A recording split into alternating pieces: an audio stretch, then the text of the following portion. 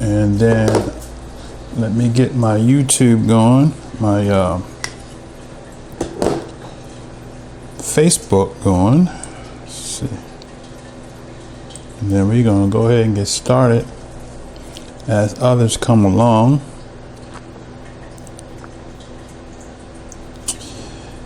Give everybody a chance. It's not quite 12 on the dot. So let's see.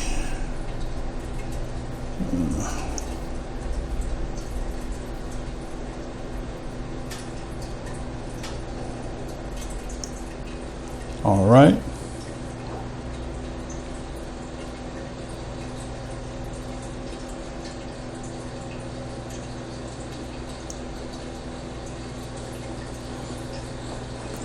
Hallelujah.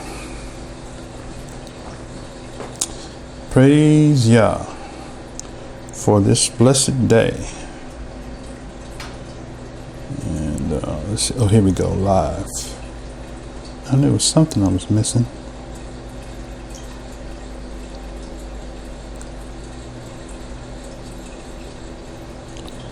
Okay. Facebook shut me down. Hit the live button and it closed the app. Let's try it again.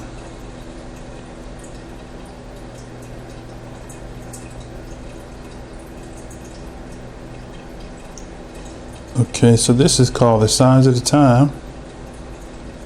And we're dealing with the subject of the angels.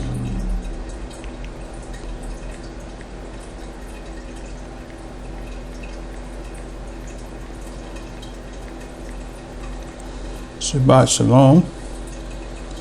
Someone came in and went back out. Huh?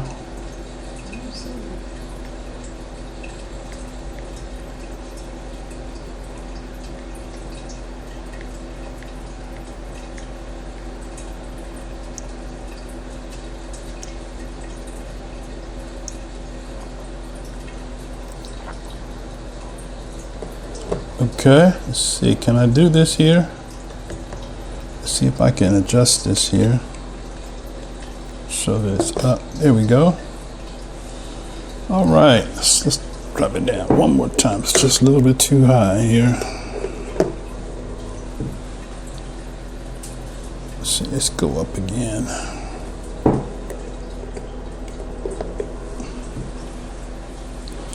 That's better. Okay. We're going to go ahead and get started. We know that we're live and many people are what am I trying to say here?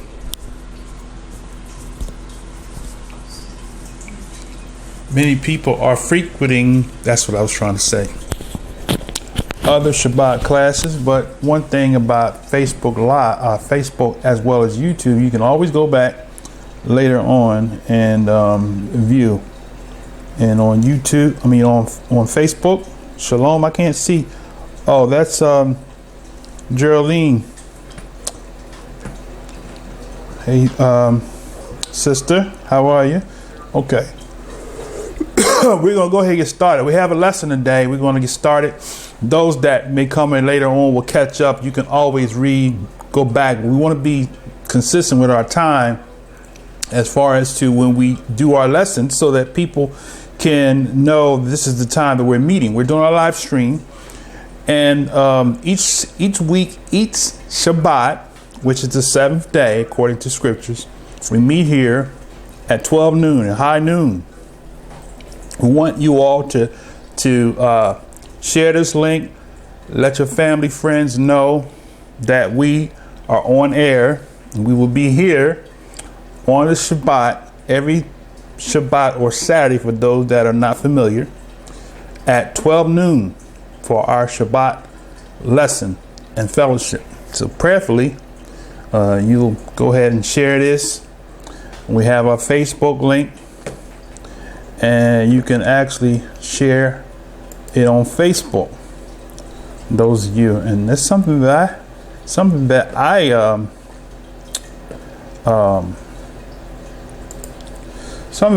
haven't done, believe it or not. So let's see if I can do this here.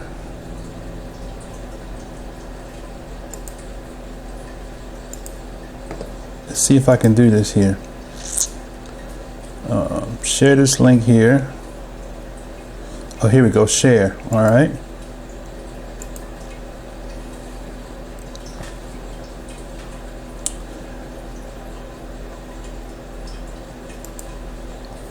Okay, that's our YouTube. If you go to our channel, you will see a link for the YouTube video where you can actually go back and you can view this lesson at your leisure in the event that this is an inconvenient time for you to watch it live.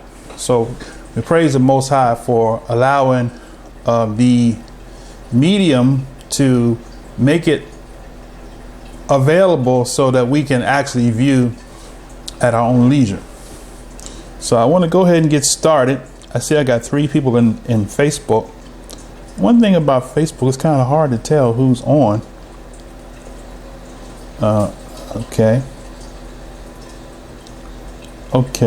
All right. I see my Isha's on there and Geraldine. It's one other person, but I can't see who it is. But anyway, be that as it may, we're going to go ahead and get started. This particular lesson was inspired by my dad. Those of you who may not know, I am a what they call PK. Shabbat Shalom to Akoti Mosley Chesalet. I think, did I say that right? Chelsea. Okay. Those of you that are new, didn't know, I am a PK or preacher's son. They say preacher's kid, but I'm not a kid anymore. So a preacher's son, PS, I should say, PS. And so this lesson was inspired by my dad, who I've been doing some editing of his videos. My dad was a pastor and evangelist that now over 30 years ago, he's been deceased for 30 years. And kind of like he was kind of premature. He was before his time. And so some things that he said, he was a type of man that he believed in fasting and praying. And I mean, I'm talking extensive fasting. He extended fast for 40 days and 40 nights. And I believe 3 times, I think is what he did 40 days and 40 nights fasting. And then one time in his life, he did 60 days without eating food. And while I was editing his tape, my dad used to go into the woods and pray every morning, early in the morning, because he was a business owner. And so he had that luxury to work when he wanted to work and to schedule his day at his leisure, at his schedule. Okay. Prior to him selling the business and going full time as a full time evangelist. And he would go into the woods and pray for hours at a time and come back. And as I was going through his lessons, one of the particular lesson, he was given his personal experience of a vision that he saw. And while he was ministering, he said to the people that was listening, he said, I saw Israel, or he didn't say Israel, I'm saying Israel. He said he saw the church, okay? But now I'm interpreting it because the church is Israel. That's another lesson. But he said he saw the church in their glorified bodies. And he said they were able to fly, he said. But he said, but not, they didn't have wings. Now, many people teach and believe that people, when people die, they get wings. They become angelic or spiritual or some form of that. But my dad said in his vision that he saw when he fasted, that he saw men able to go wherever they wanted to go, whether it be in heaven. And he didn't specify what he meant. But in our understanding, when we think of heaven, we think of the place where the Most High dwells. OK. But heaven, there are 3 levels of heaven, 3 levels according to the and actually it's 7 levels. But I'm not going to deal with that because I don't want to confuse anybody. But according to our understanding of the King James Version, there are 3 levels of heaven. This is not a teaching on heaven. This is a teaching on angels. Maybe we'll do a lesson on that in the future. But there are 7 levels of heaven, 7 levels of heaven. 7, let me get my hands right. And according to the 7 levels are not broke down in the King James. Only 3 of the levels are broken down, which is the atmosphere, the stellar, and the abode where the Most High lives. So anyway, be that as it may, my dad saw in the vision, he said he saw men in the vision able to fly and to go to heaven and anywhere they choose to go. But he said without wings. So now, what I wanted to bring out is that what he saw was scriptural. It was a revelation without actually looking at the book and giving the factual data to prove that man won't have wings with our glorified bodies. Angels, there are only a select few of angels, and I'm using the word because we're going to break it down, that have wings. All angels don't have wings. And there are no angels, hear me, there are no angels that have 2 wings. None. It's not biblical. It's not scriptural. It's not nowhere found to prove that angels have 2 wings. So we got songs, people saying, oh, that I have 2 wings, that I may fly away. Okay? You're going to fly, but you're not going to have wings. Why? Because you will have the ability to transport yourself like the angels, which we're going to get into this lesson, who have the ability to just appear wherever they are sentenced or called to be, because the Most High gave them the ability to appear, right, wherever he sent them to go. And that is how we are going to transport. We won't need planes, cars, buses, boats, none of the like. We might use those, but we won't need those because we'll be able to transport ourselves just like the angels in the book that just appeared. Remember when the Messiah died? And maybe we'll read that, and they were talking about him, and they were meeting on the Shabbat, incidentally, on the 7th day. And the Messiah just appeared he went through the wall, right? And he appeared to them, right? And they thought he was a ghost. I think it was something like they thought he was a ghost. Let's read that right quick. Where is that found at? When he, somebody help me out here right quick. It's not on our lesson, but we'll go ahead and deal with that.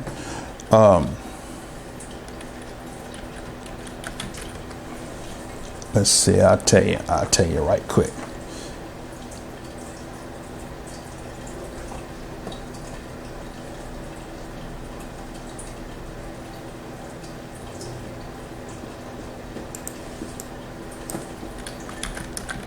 Okay, let's see. I'll see if I can find that right quick. Somebody, if you can find that, post that for me right quick. Let's see.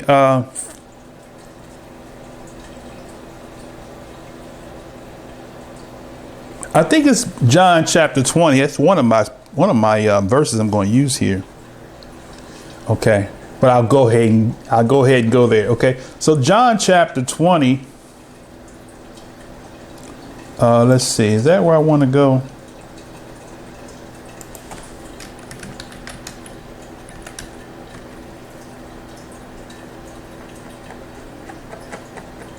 Is that what I want to go?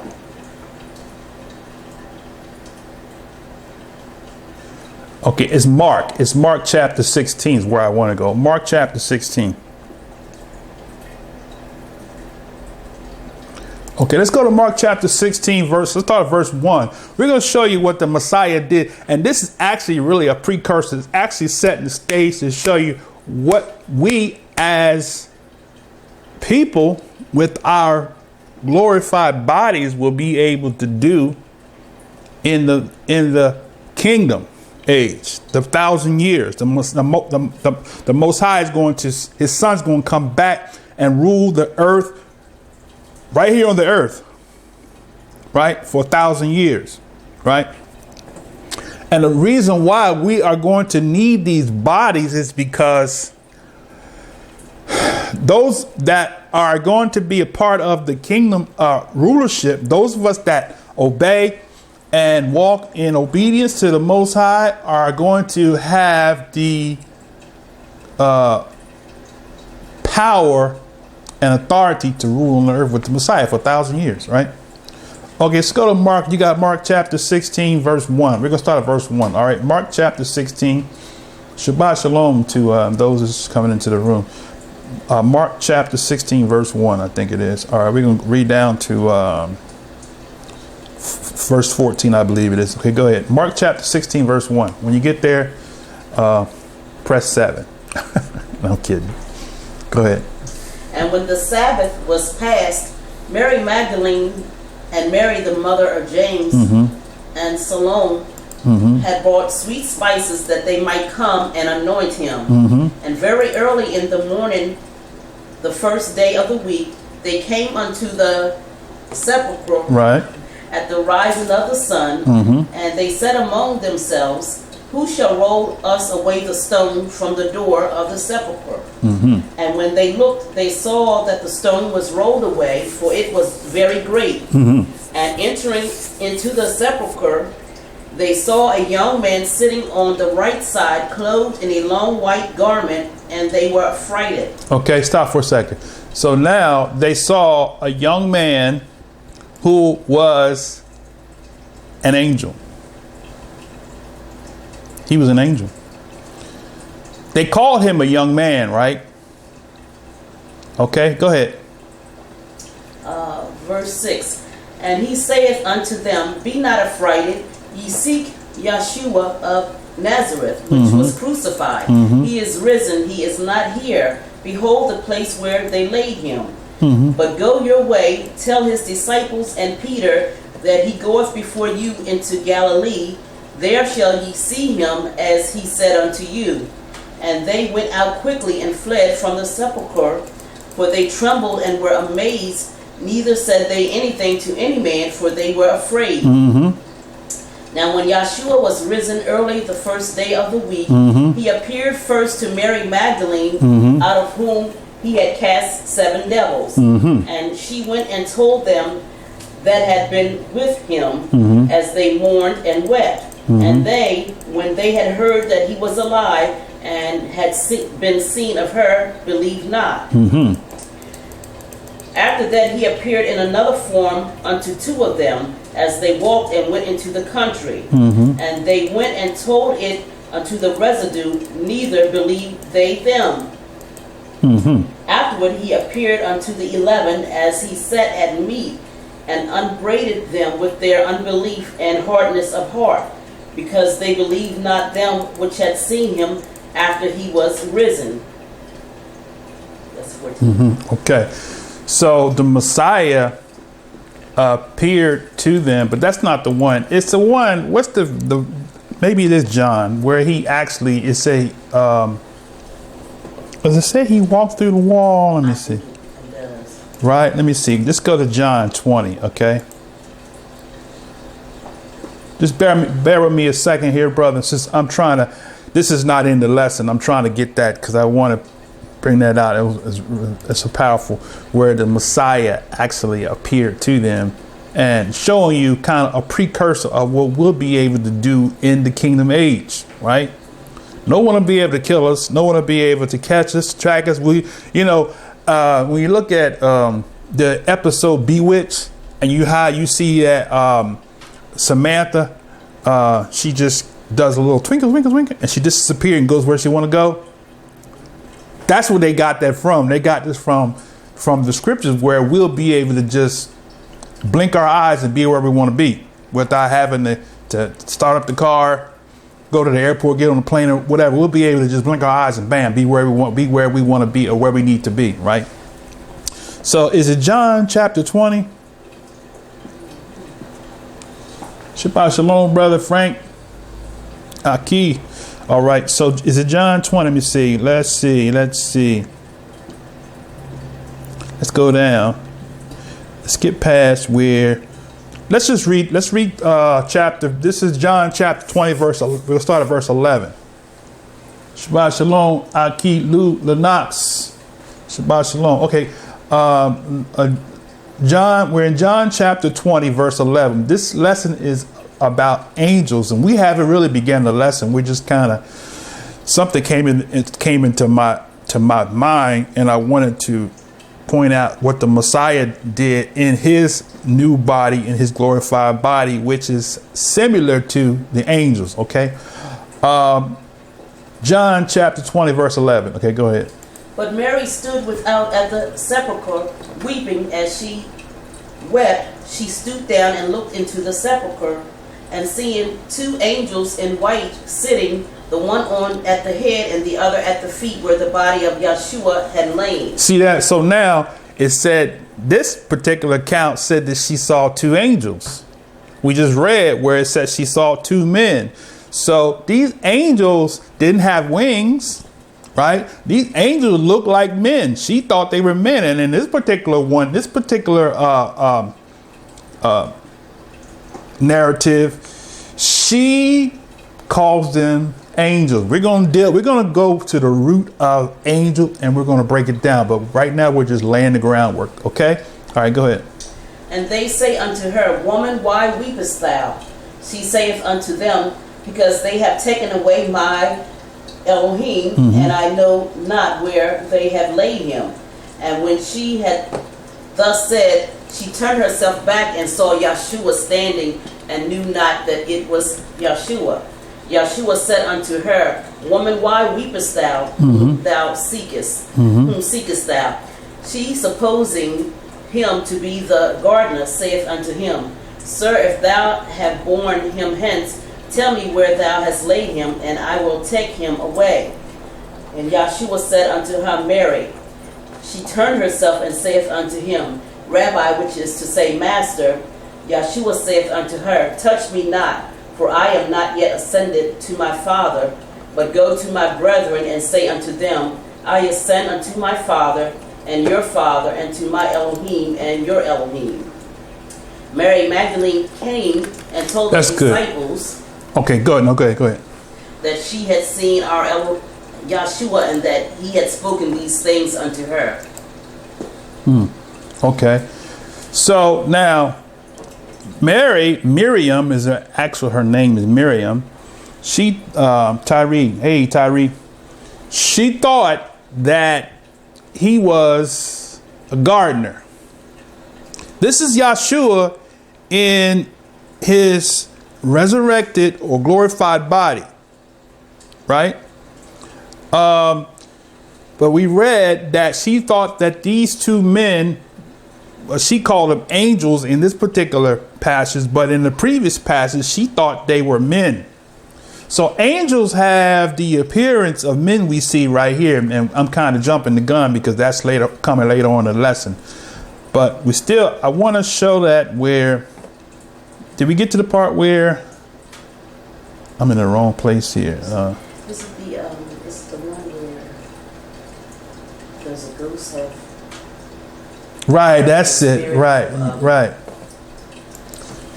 That You found it? Where is that I at? didn't. Okay, yeah, that's it. Okay, my Isha, she's on to something. Let's see. All right, I'm looking for that. Okay. If anybody knows what that is, what we're trying to find this passage where the Messiah. If that's the one you're talking about. It's Okay. 24 and 39. Luke 24. Where it says, again, I don't know if that's the exact verse.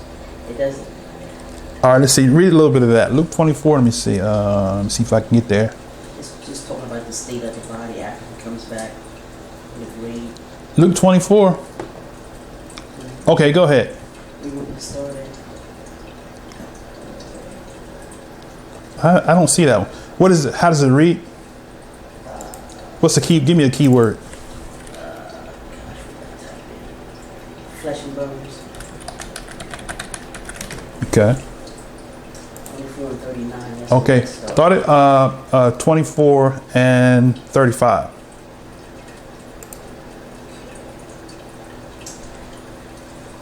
And they told what things were done in the way, and how he was known to them in breaking of bread. And as they spake, Yeshua himself stood in the midst of them, and saith unto them, Peace be unto you.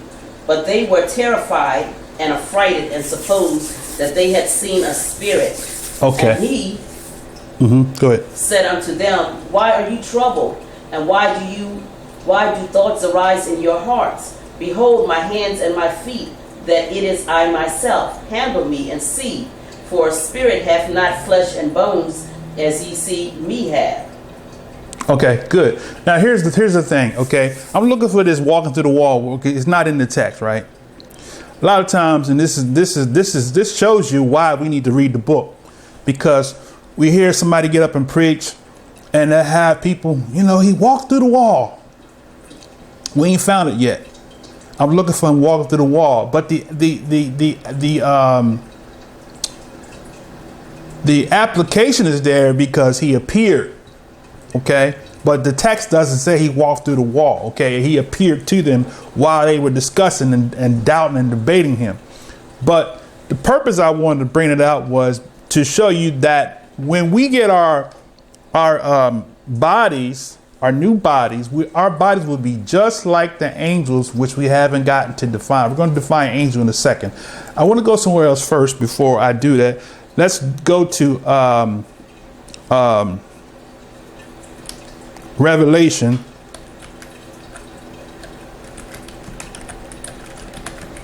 Let's go to Revelation chapter 20. We're going to show you. See, there is a real reason and a need for us to have bodies, right? Like the angels, which we haven't defined yet, because the word angel is a generic word. We want to define what an angel is, okay?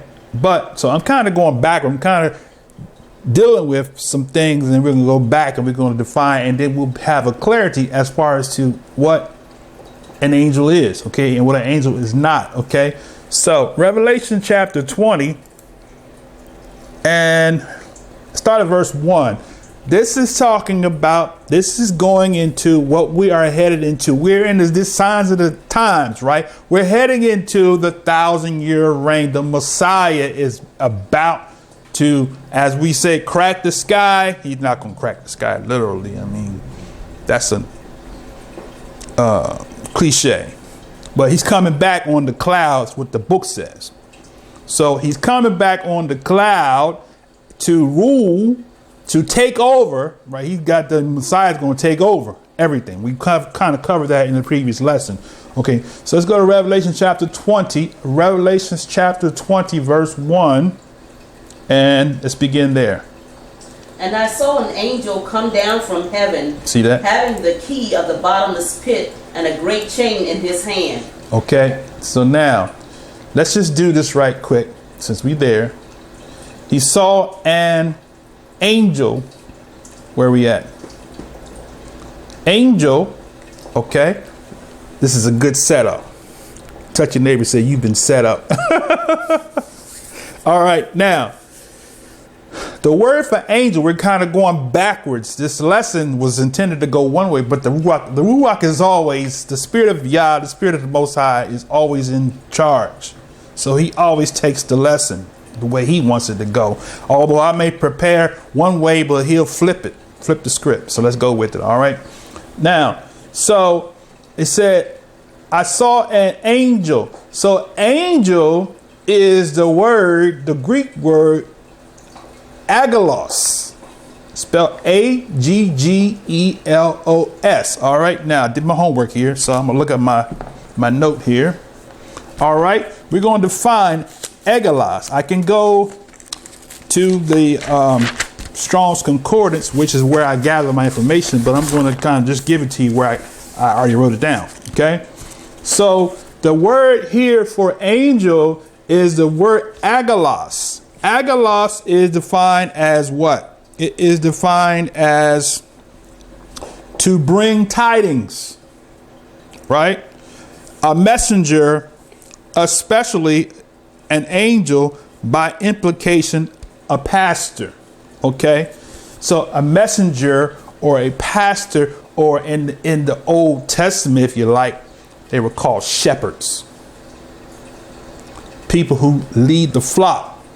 So the word also is derived from 71, which is angel, which means what? Or ego, to lead, right? By implication, to drive, reflectively to go, specifically to pass time, or figuratively to induce. So the messenger is also basically what an angel is a messenger of the Most High. It could be a pastor, it could be a preacher, it could be a prophet, if you will, evangelist, right? These are all angels.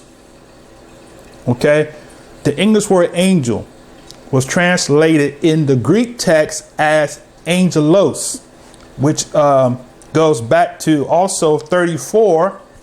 Okay, 34 is agile, which means a drove. Okay, a drove. Agile, a drove. We're going to deal with the Hebrew, but I'm just giving you this since we're in the Greek text right now. Okay. A flock, it says a flock or a herd being driven by a body. Okay, who's the body? Yahshua is the body, right? All right. It says a large mass of people moving or acting as a body. So an angel is actually a person who was sent from the Most High to do what? To lead a body. Remember when Moshe was in the land of Israel and he had appointed, what was it? Was it 70? Because the multitude had grown, and so he had appointed people, captains, over thousands, etc. Okay, so you know what I'm saying. Okay, we can read it if you want to. So the Most High, when he speaks of angels, in this particular sense, we're going to go all the way back to the root, but I just want you to see that this word angel is a generic word. It doesn't, and nowhere does it apply yet. We haven't seen anywhere where it applies that an angel is a being with two wings. We're going to show you otherwise. All right. Now that we kind of set the tone for that, let's continue. All right. And he laid hold on the dragon, the serpent. This is Revelation chapter 20, verse 2. Okay, go ahead. Which is the devil and Satan, and bound him 1,000 years, and cast him into the bottomless pit, and shut him up, and set a seal upon him, that he should deceive the nations no more, till the 1,000 years should be fulfilled. And after that he must be loosed a little season. And I saw thrones, and they that sat upon them, and judgment was given unto them.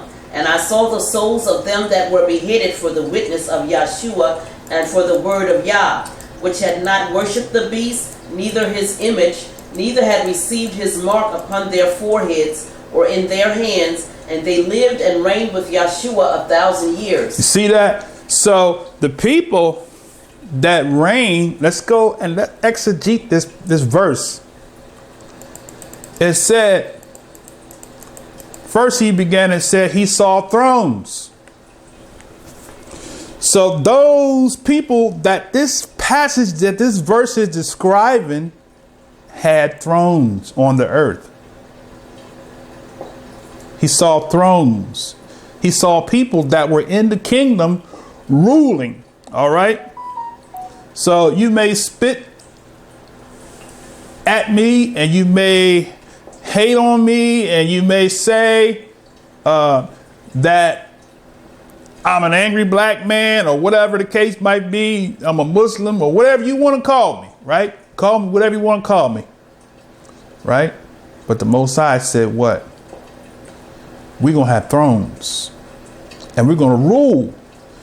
Those that in Joel chapter 3, we read that last week where he said, I'm going to rob those that robbed you and spoil those that spoiled you, right? But that is not for everybody. We have to fall within the category of this passage which says what? He says, I saw thrones and they that sat upon them. Judgment was given unto them. What is that judgment? It's going to be the overthrowing of the governments of this world. That's the judgment. Judgment is going to be a change. It's going to be a change of authority. That's what a messenger is. An angel is a person that the Most High sent. We're going to get in the definition of that. It said, I think I saw somewhere in the definition where it says a dispatch. That might be in the Hebrew. I don't want to jump the gun just yet. But we're going to be sent by the Most High to be his messengers on the face of the earth. And it's nothing that the powers that are in present control now will be able to do. Because when you have that new body, they can't do nothing to you.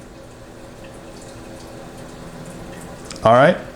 You know, you see those movies we watch, Friday the 13th, Jason, they kill Jason and he jumps back up and kills. That's how we're going to be, just like that. See, these movies, they did these movies with the scriptures in mind, understanding that, oh, they might knock you down. But when you have a glorified body, brothers and sisters, they ain't going to be able to knock us down.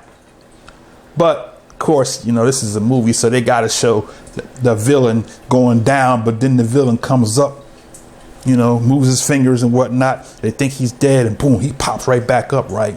So we have our glorified bodies.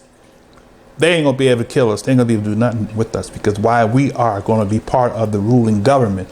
But we have to meet the criteria of people that are going to rule. So he said he saw the souls of them that were beheaded for the witnesses of the Messiah, Yahshua, and for the word of Elohim. So not only must we have faith in Yahshua, but we have to also have what? The word of Elohim.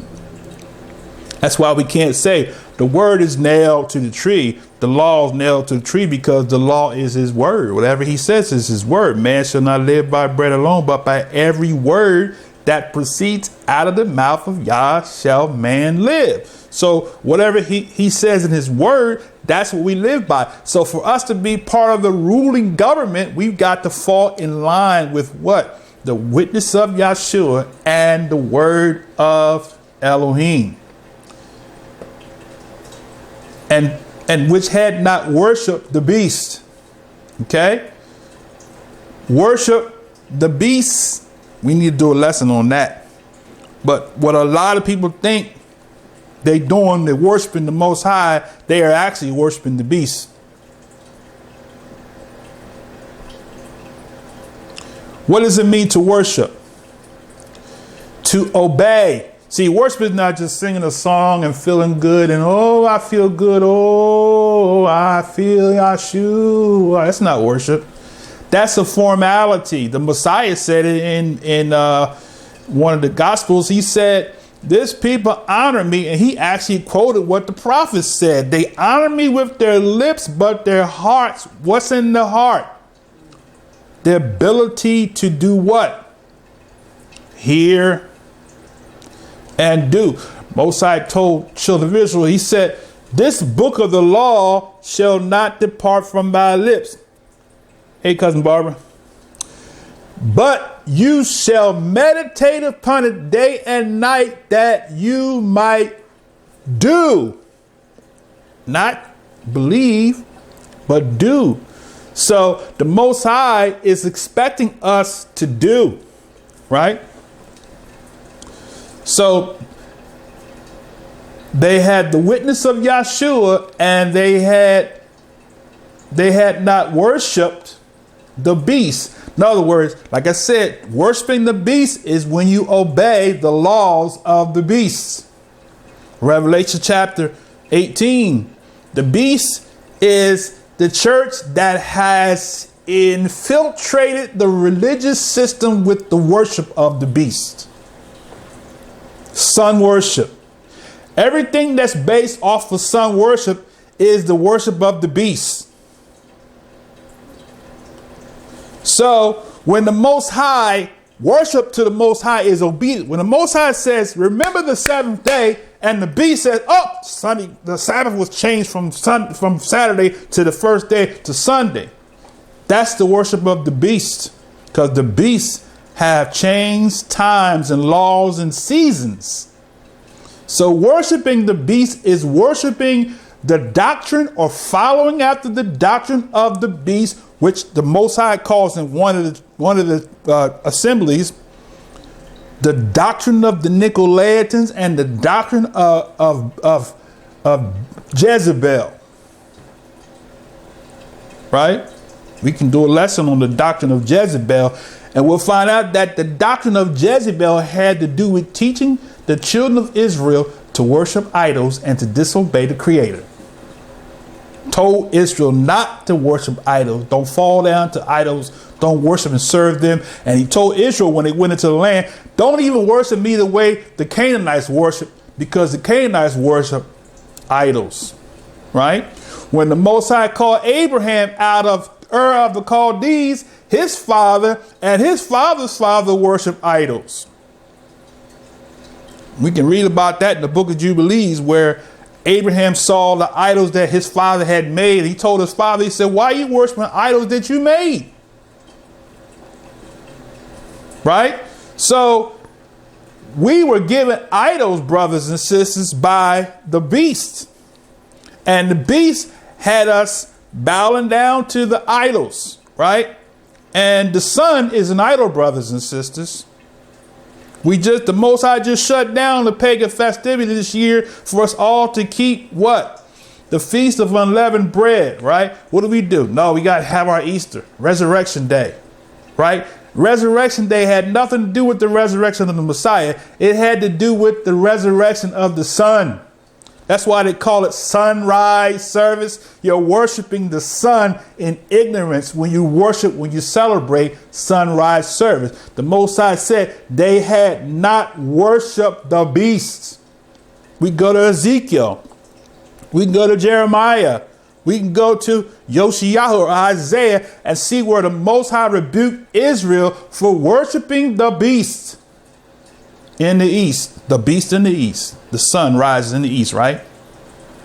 So the pagan festivities that the world embraces and celebrates comes from the worship of the sun. That's what we call the spring equinox. That's why Easter always falls on the first Sunday after the first full moon after the spring equinox. Why? Because it is the sun's day, right?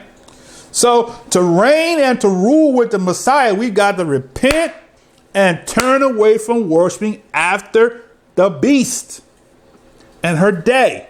We got to get back in track with what? Obeying the Most High and remembering the seventh day, not the first day. Obey the Most High. The Pope doesn't have the power, the ability. The church doesn't have the power, the ability to change the laws of the Most High because it's convenient for them. Because after all, the Greeks were sun worshipers. That's why they changed the day of worship to Sunday, because they was worshipers of Zeus. They worship the sun, solar victors, on the day of the sun, the incomparable day of the sun, which is the first day of the week. Okay. Now I've said a whole lot. And this lesson is about angels, but brothers and sisters, guarantee you that was needful. All right. Now, so the criteria for us to rule with him is to have the witness of Yahshua, we see, right? And the word of Yah, which is his law, and not worship the beast, which is basically explaining the second one, which is having the word of Elohim. Everything that the Most High says do, we do, and that is his word. All right. You got that?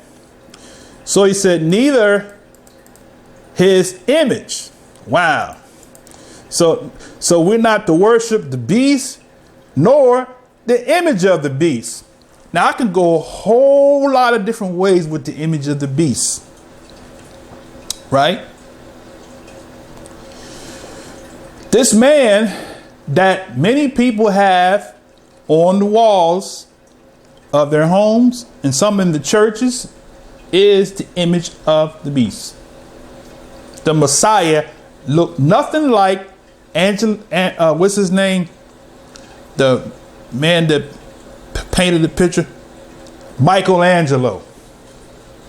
Michelangelo formulated an image of a beast. The image of the beast is this picture of this Messiah that the world has made that is actually Michelangelo's lover. He's a homosexual. You can Google that. Okay. But we've seen him on the walls. We've seen him in our homes, etc. Right. That is the image of the beast. And how do we know that? The image also of the beast is also the person that he represents, which is the Eurocentric powers. If the Eurocentric powers don't say it, then it's not right. We have that ingrained in our psyche, right? That we have to, that if it's not white, it's not right. This is not racist. Somebody took it the wrong way. What we're saying is the Messiah said in Luke 21, that Israel will be led captive to all nations and Jerusalem will be trodden down by the Gentiles, right? Until the times of the Gentiles are fulfilled. So the Gentiles are the sons of Japheth who are in control of the universe right now, or of the world, the earth right now, right? Because this is what the Most High prophesied would be their time, right?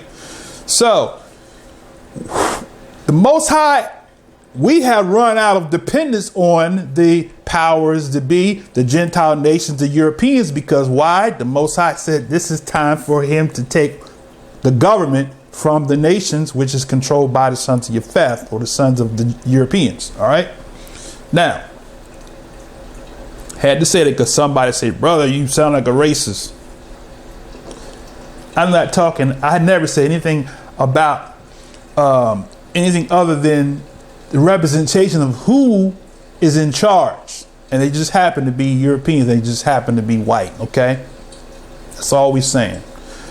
Let's move on. So he said the image had not received the image, neither had received his mark upon their foreheads. Right. So now I'm going to give you something here. What is the mark upon the forehead? The cross. You got that? The mark on the forehead is the cross. Because we just got finished going through what they call Lent season, right? During Lent season, anybody knows anything about Lent season know what? What do? They put the sign of the cross on your forehead for 40 days, right? That's saying what? You pledge allegiance to the church. Not to the Most High. You pledge allegiance to the church. All right. Somebody said, brother, you supposed to be talking about angels. We talking about angels. We talking about the rulership that we're going to have, but we've got to fall in line to be rulers for 1,000 years. All right. So this is what we call learning something on the way to learning something. All right. So he says, or in their hands. Okay. So the mark is in the foreheads, or the pledge of allegiance to the doctrine in the mind. Nobody can tell you, oh, I grew up this way. You can't tell me nothing different. That's the mark in the mind, the forehead. Inside the forehead is the mind, right? Having the mark has nothing to do with 666 stamped on your forehead. It has everything to do with having 666 stamped in your mind. We got to go beyond the external and look at the internal. It's the mind. The mark is in the mind, the forehead, the mind. Okay. It says having the mark, and that word mark is charagma, which means a scratch or etching that is a stamp as a badge or servitude. Okay. Somebody said, well, see, it says right there, brother, stamp. See, it's got to be on the outside. All right. If that's what you feel that that definition gives you, we can exegete and go to everywhere where it talks about mark, and we'll see that the mark is not talking about somebody putting a USD stamp on your forehead. Okay. It said, or in their hands. Okay, so what?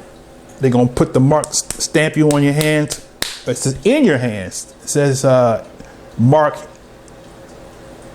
in their hands. In is the word epi in the Greek, which means in, over, upon, at, on, with, towards. Okay, so it means all of that. Okay, so the mark in their hands is the ability, right? It's how you say it? It's a parable that's defining power, right? Mind determines the action. That's where when the mark is here, it determines what we do, right? Man, this lesson's going a whole nother way. Let's continue. All right. And they lived and reigned. So after that meet this criteria, they lived and reigned with the Messiah 1,000 years. So the reason why we need the body that is a changed body or a glorified body, which we're going to find that in a minute. That's even in the definition. We will have a body that can go wherever we are commissioned to go without having to need a plane, a boat, a car, or any type of vehicle, because that's how we're going to be in the kingdom age. Have the ability. The Most High say, I want you to go to Washington, D.C. I don't believe the United States is going to be destroyed like some people teach. The earth, Scripture says, is Yah's, and the fullness, right? The Most High has no pleasure in destroying the earth. As a matter of fact, it said in Revelation, He gonna get those that hurt the earth. Why would He hurt the earth if He gonna get those that hurt the earth? Right? We can read that in Revelation. All right, but let's get back to where we were going. Okay, America's not gonna be destroyed. Okay, sorry, that's a wrong application of scriptures. Okay, so we're gonna rule and reign with Him for 1,000 years on the earth. How do we know that's not true? We read in Daniel last week that all of the kingdoms under the heaven are going to be given into the power of the Messiah. If He was going to destroy one of the kingdoms, it would have been a good opportunity for the messenger. Was it Gabriel that spoke to Daniel or Daniel? It would have been a good opportunity for him to say, oh, you know what? All the kingdoms except for the one is going to be destroyed. He didn't say that, did he? So we can't we can't make a place that we hate be destroyed because we feel like that America's going to be destroyed. Okay. Now, maybe we'll do a lesson in the future on the city that burned with fire, because the Most High does talk about that purging, right? All right, let's see. I don't want to get off on another subject because I got a lot of different lessons going through my head at one time. So I want to kind of get back on track to the angels. All right. So now, so the Most High, the angel, we already defined. Now, what I want to do is this here. Let's go to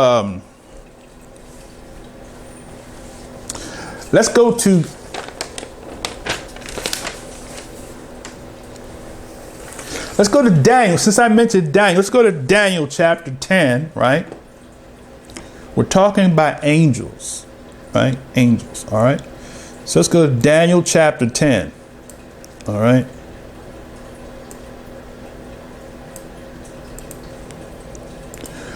All right, Daniel chapter 10, and we're going to start at verse 1. Daniel chapter 10, verse 1. This lesson is about angels, right?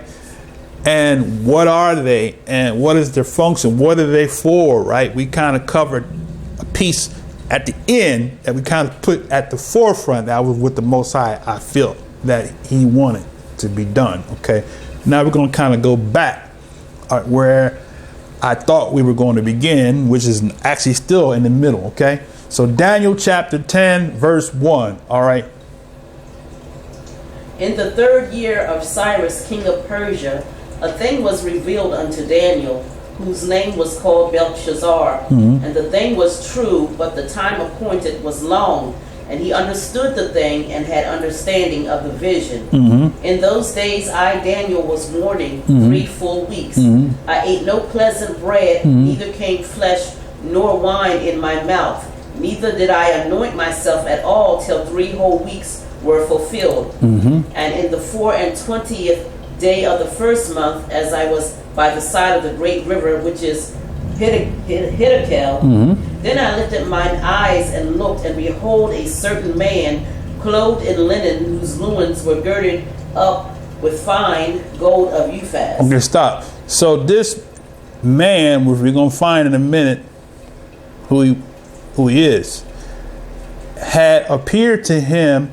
It says a certain man. Notice he said a certain man clothed in linen, whose loins were girded with fine gold and Uphaz. Okay, go ahead. His body also was like beryl, and his face as the appearance of lightning, and his eyes as lamps of fire, and his arms and his feet in color to polished brass, and the voice of his words like the voice of a multitude. And I, Daniel, alone saw the vision, for the men that were with me saw not the vision, but a great quaking fell upon them, so that they fled to hide themselves. Therefore I was left alone and saw this great vision, and there remained no strength in me, for my comeliness was turned in me into corruption, and I retained my strength. Yet heard I the voice of his words, and when I heard the voice of his words, then was I in a deep sleep on my face, and my face toward the ground. And behold, an hand touched me, which set me upon my knees, and upon the palms of my hands. And he said unto me, O Daniel, a man greatly beloved, understand the words that I speak unto thee, and stand upright. For unto thee am I now sent. And when he had spoken this word unto me, I stood trembling. Then said he unto me, fear not, Daniel, for from the first day that thou didst set thine heart to understand it, and to chasten thyself before Yah, thy words were heard, and I am come for thy words. But the prince of the kingdom of Persia withstood me 21 days, but lo, Michael, one of the chief princes, came to help me, and I remained there with the kings of Persia. Now I am come to make thee understand what shall befall thy people in the latter days. Okay, we're going to go. We read that last week. So there we see that this angel appeared unto Daniel as a man. So where was his wings? And not only that, he spoke about Michael. What verse was that?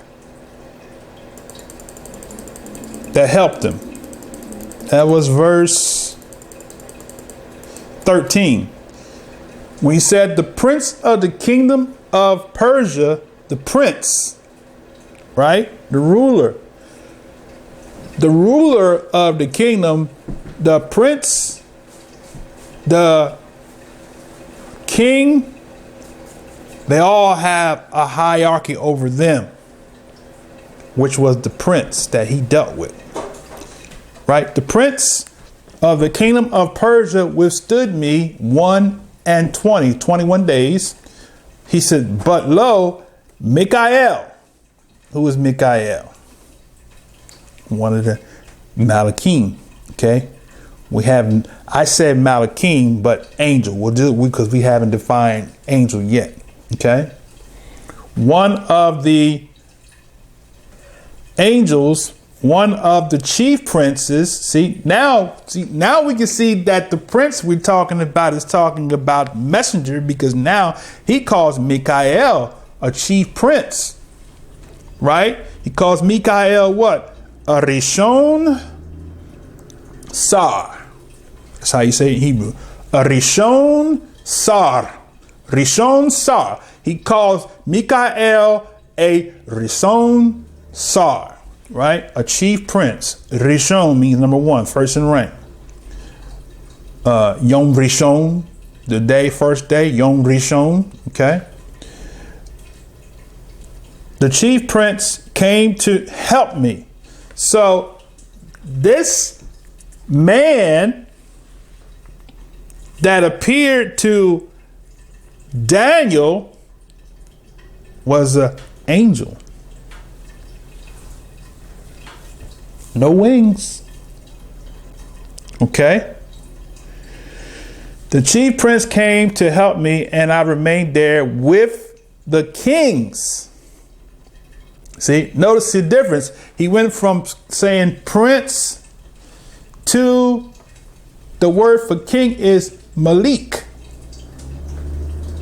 Right? M-E-L-E-K, Malik, which means king of Persia. So the prince of Persia, which was the spiritual force that ruled the king of Persia, was the one that held him back. All right. Now, let's go to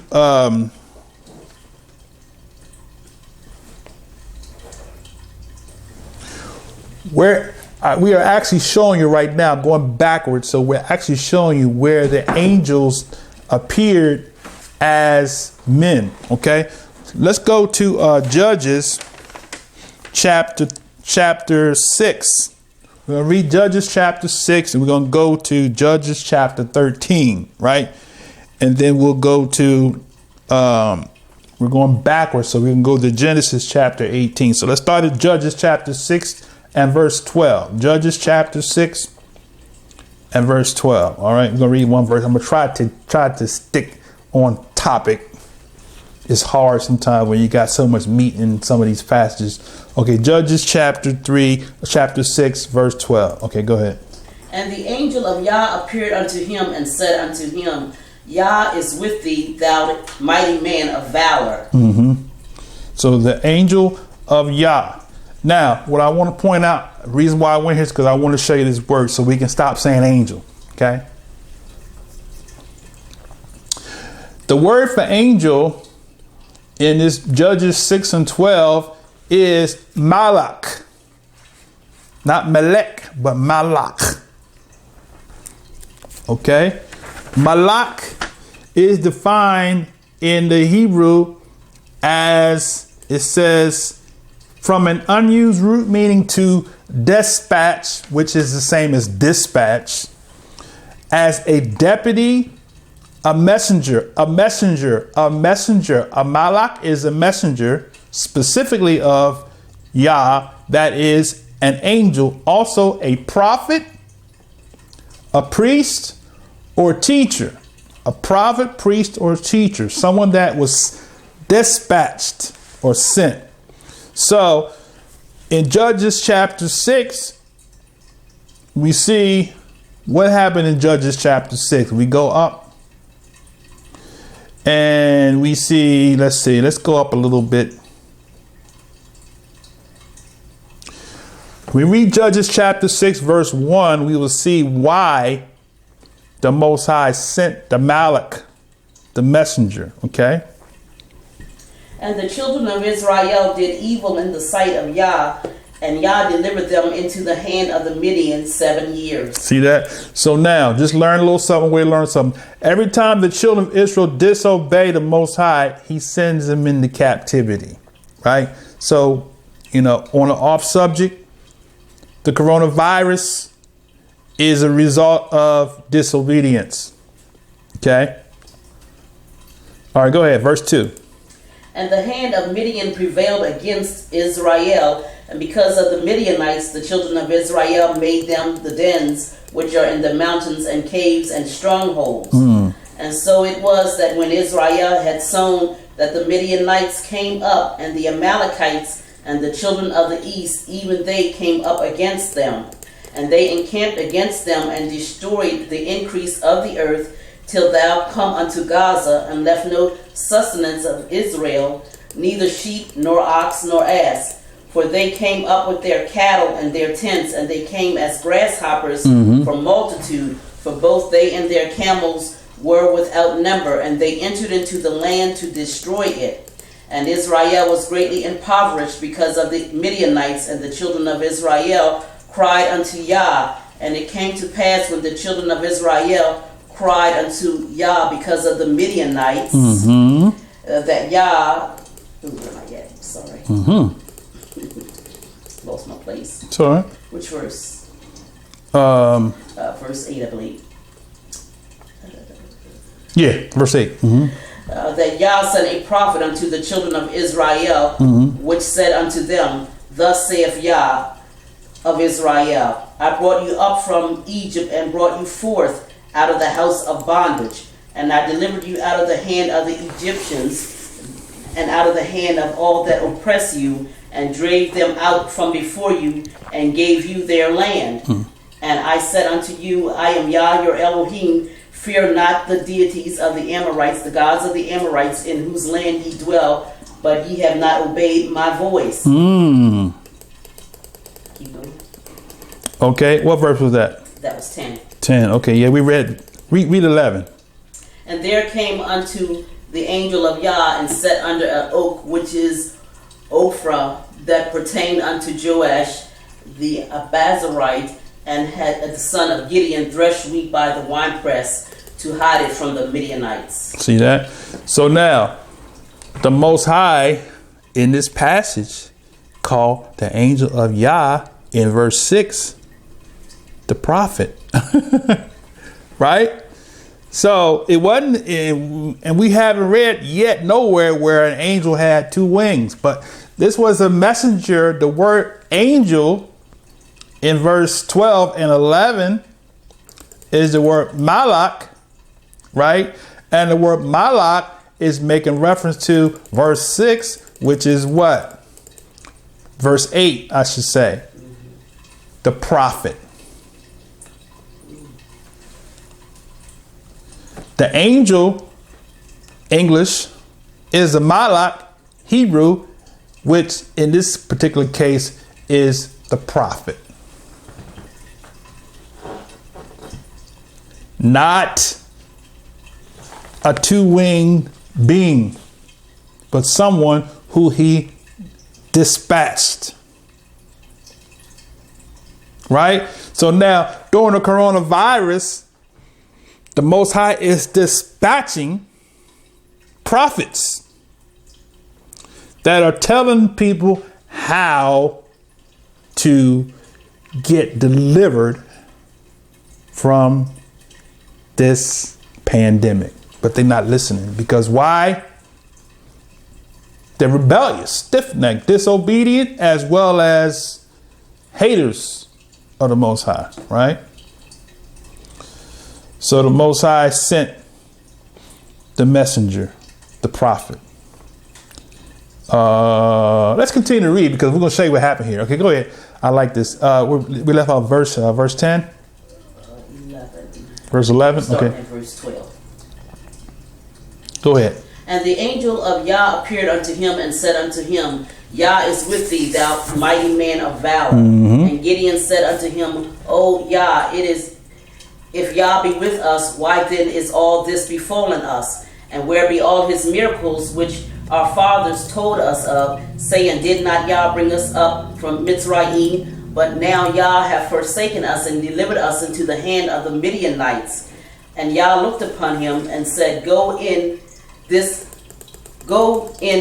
thy might, and that thou shalt save Israel from the hand of the Midianites. Have not I sent thee? And he said unto him, O my Yah, wherewith shall I save Israel? Behold, my family is poor in Manasseh, and I am the least in my father's house.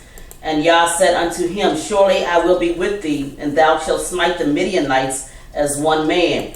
And he said unto him, I now have found grace in thy sight. Then show me a sign that thou talkest with me. Depart not thence, I pray thee, until I come unto thee and bring forth my present and set it before thee. And he said, I will tarry until thou come again.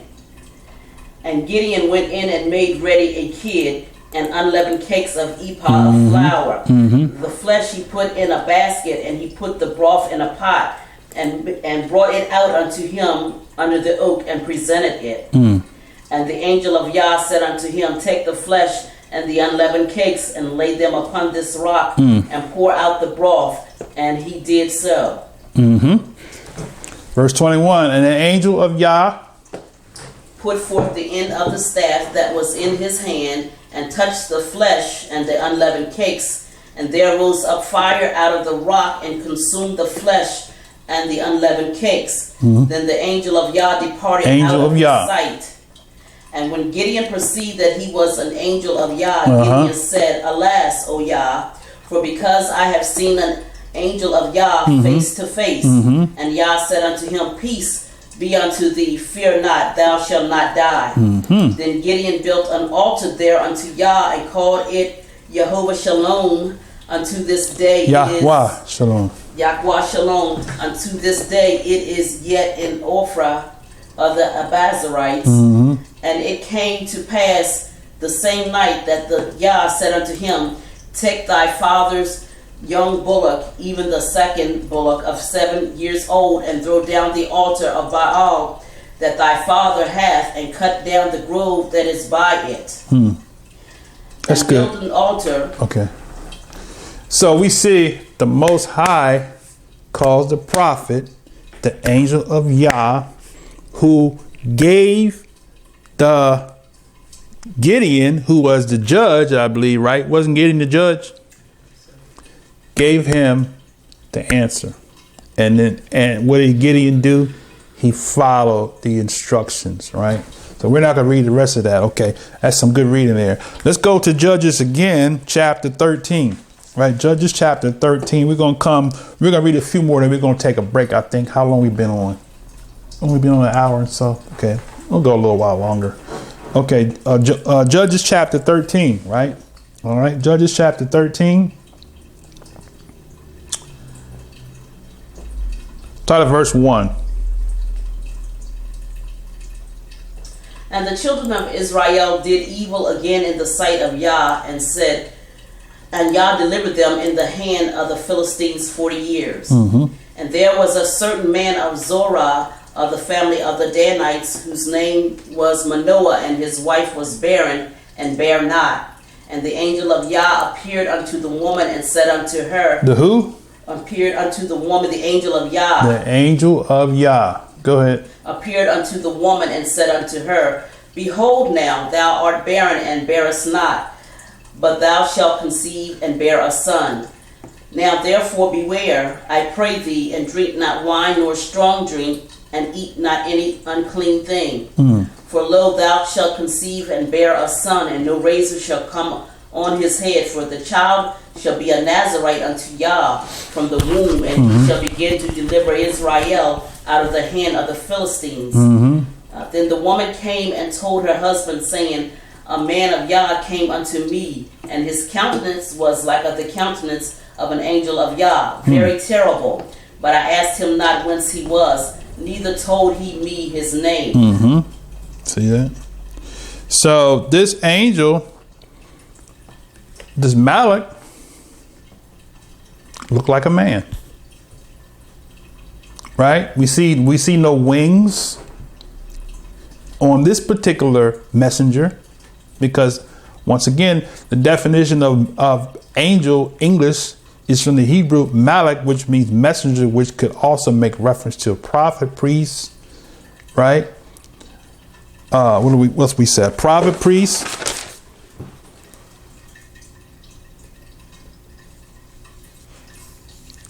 or teacher.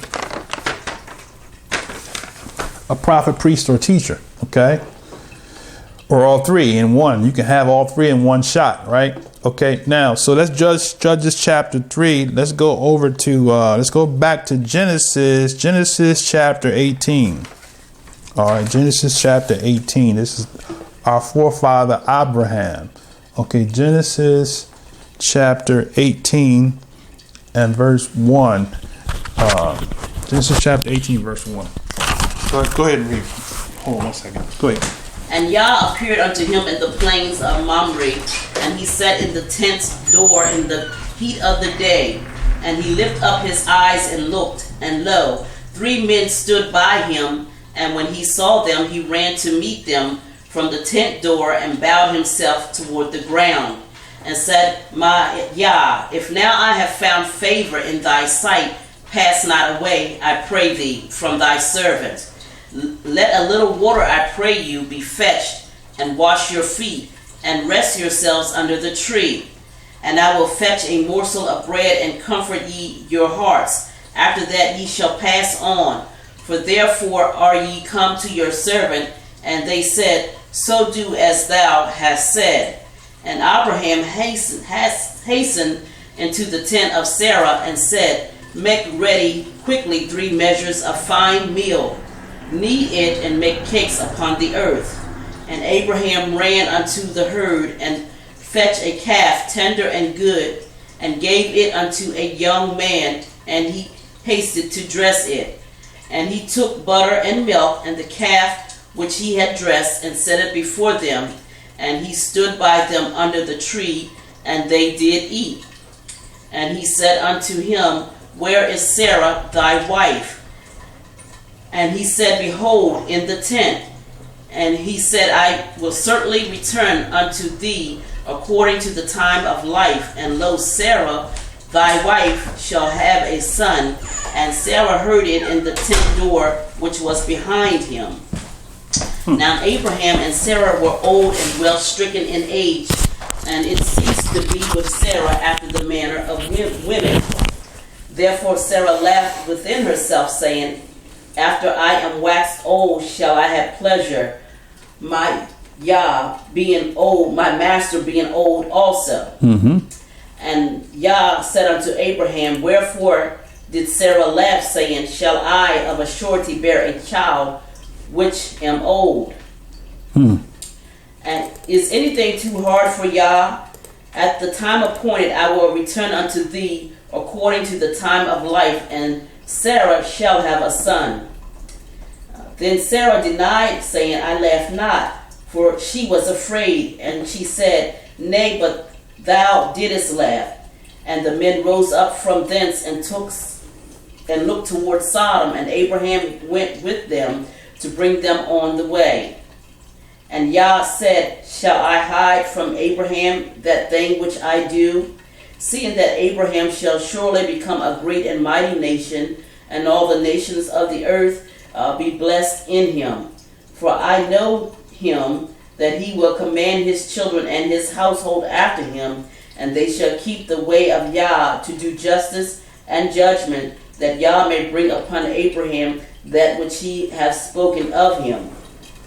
Okay. All right. Let's see. So basically, we was just trying to show you here that King James translators have in here that Yah, the Most High, appeared to him in the plains of Mamre, and sat in the tent door in the heat of the day. Was that Yah, or was that Amalek?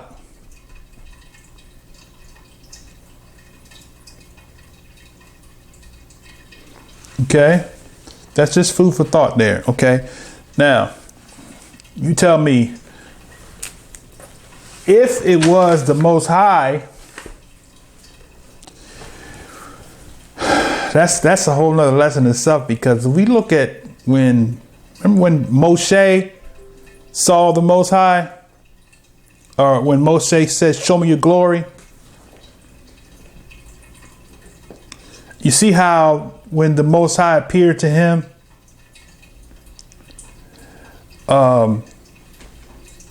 he told him that he couldn't even let him see, right? He had to walk past him for him to see him, right? Now, I'm just giving you something to think about. Was that the Most High that Abraham saw, or was that Amalek?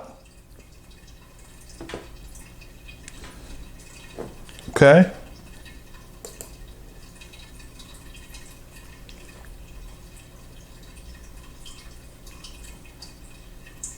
We're going to come back to that, all right?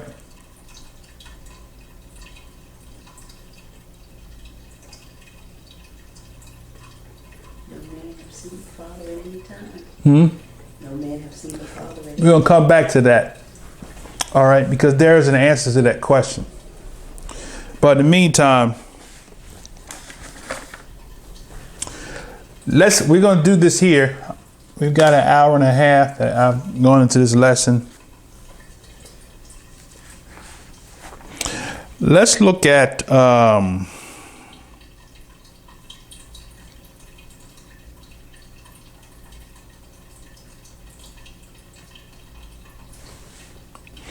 let's look at the angels, or the Malachim. The Malaks is said in the definition of Malak. Let me read it again.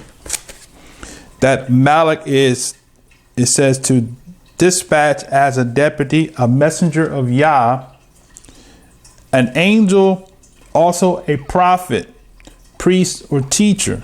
So actually, Malak also does make reference to a heavenly being with specific tasks. And we're going to deal with the one called the seraphim, right? And we're going to show you what the seraphim doesn't have two wings either. If we go to Isaiah chapter 6, right? Isaiah chapter 6. And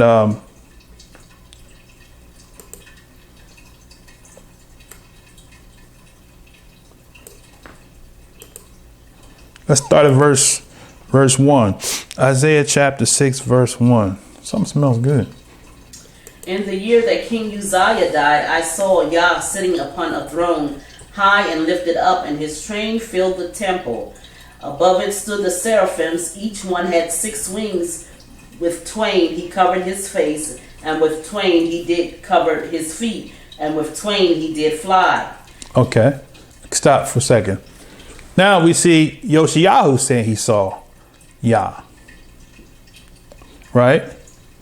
But now look at what Yoshiyahu says, that he said he saw Yah. In this one particular, the word is Adonya, or they have the Hebrew Adonai. Okay. He said he saw the master Yah sitting upon a throne, high and lifted up, and his train filled the temple. Okay. All right. He said above. Now, this is not a literal seeing with his literal eyes. This is a vision he saw. The opposite, the flip of it is Abraham didn't see a vision. Abraham saw a person. But here in Isaiah, the prophet saw a vision, and he saw a vision. Now he goes and explains what he sees. He sees the throne, which is the Most High's throne, and then he sees what? It says above it stood seraphims. Okay, so the word for this is an angel or a Malak called seraphims or saraf in Hebrew, which means what? A burning. That is figuratively a poisonous serpent, specifically a seraph or seraph, or a symbolic creature from their copper color, right? So that is what Yoshiyahu saw. He saw a seraphim, which had how many wings? 6 wings, not 2, 6. Had 6 wings with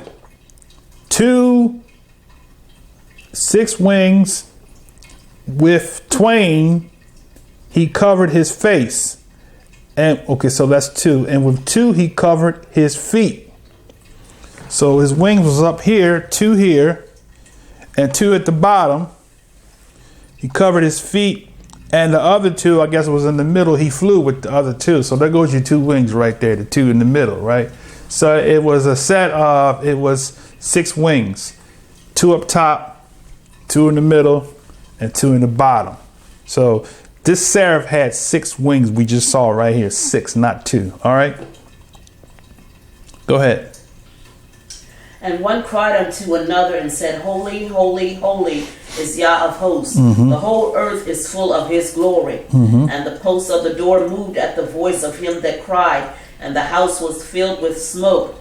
Then said I, Woe is me, for I am undone, because I am a man of unclean lips, and I dwell in the midst of a people of unclean lips. For mine eyes have seen the King, Yah of hosts. Then flew one of the seraphims unto me, having a live coal in his hand, which he had taken with the tongs from off the altar. And he laid it upon my mouth and said, Lo, this hath touched thy lips, and thine iniquity is taken away, and thy sin purged. That's good. See that? So the seraphim has 6 wings, not 2 wings, 6 wings. Not 2 wings so that I can fly away, 6 wings. The seraph had 6 wings. All right. Let's go to, let me see. Hold on one second. I'm going to take you somewhere else in a minute. Let's see. Let's go to where I say I want to go.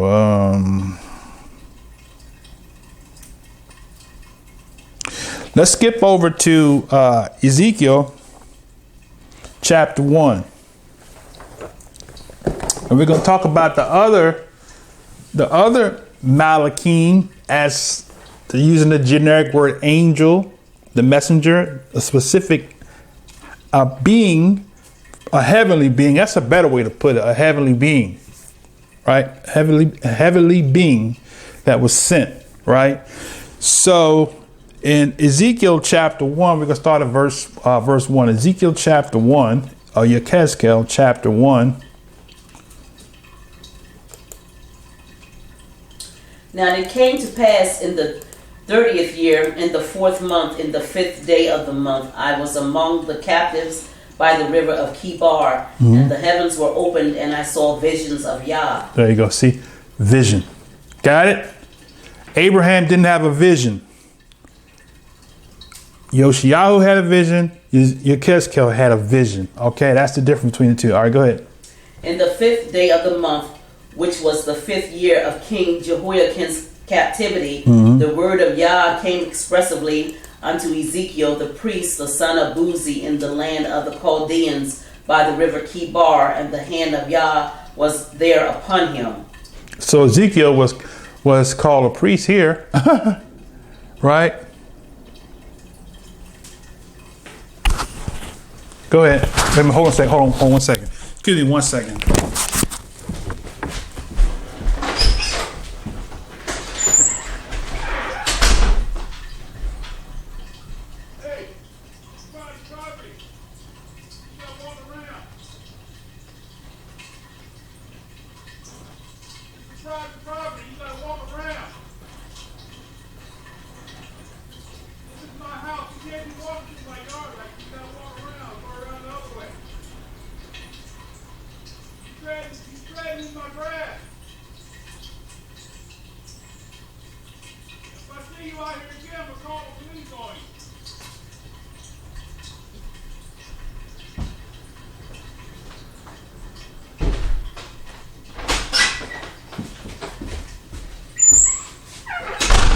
All right.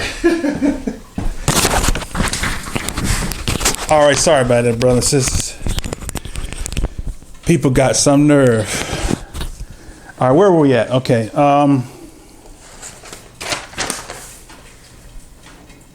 Ezekiel chapter 1, verse 3. So, did you read verse 3? Okay.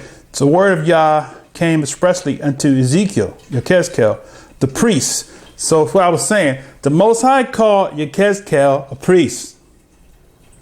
We know he was a prophet. Ezekiel was a prophet. But here, he's called priest, the son of Buzi of the land of the Chaldees by the river of Kedar.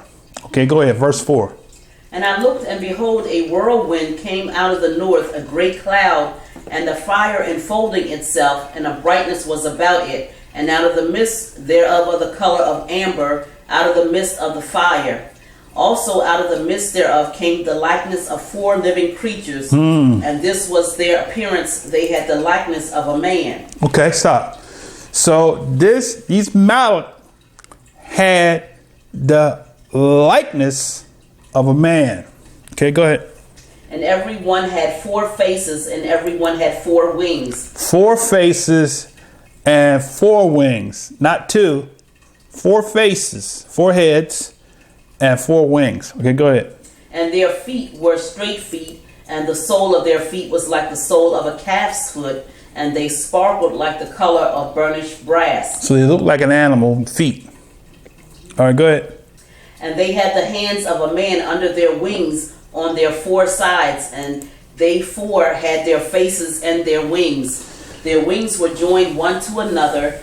They turned not when they went. See they that? went everyone straight forward. See that? So they had hands under the wings.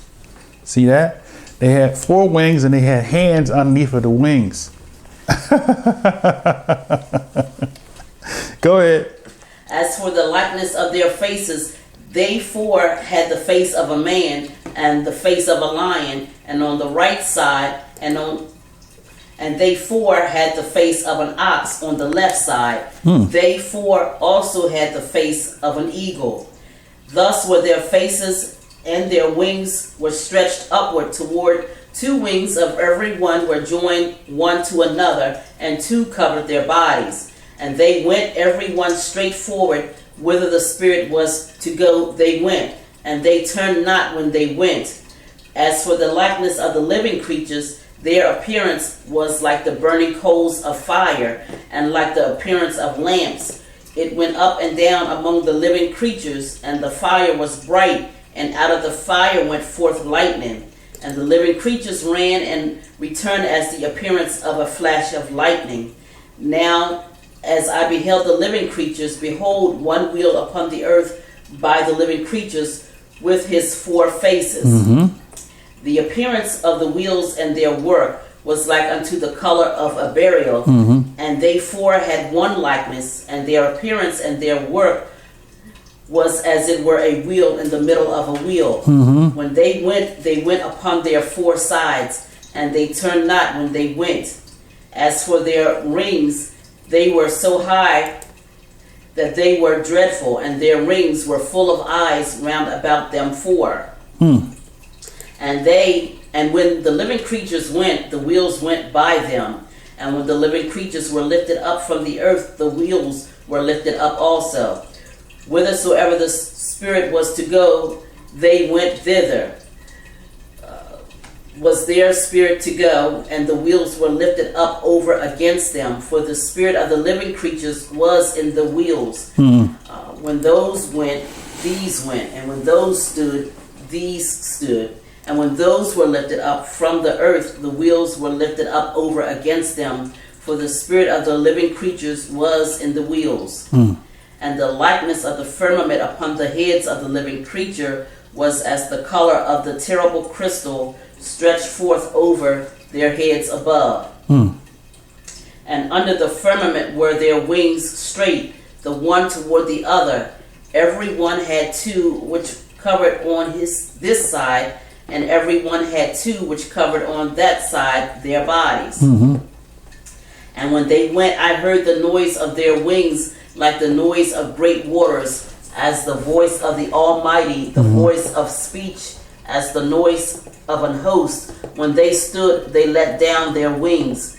And there was a voice from the firmament that was over their heads, when they stood and had let down their wings.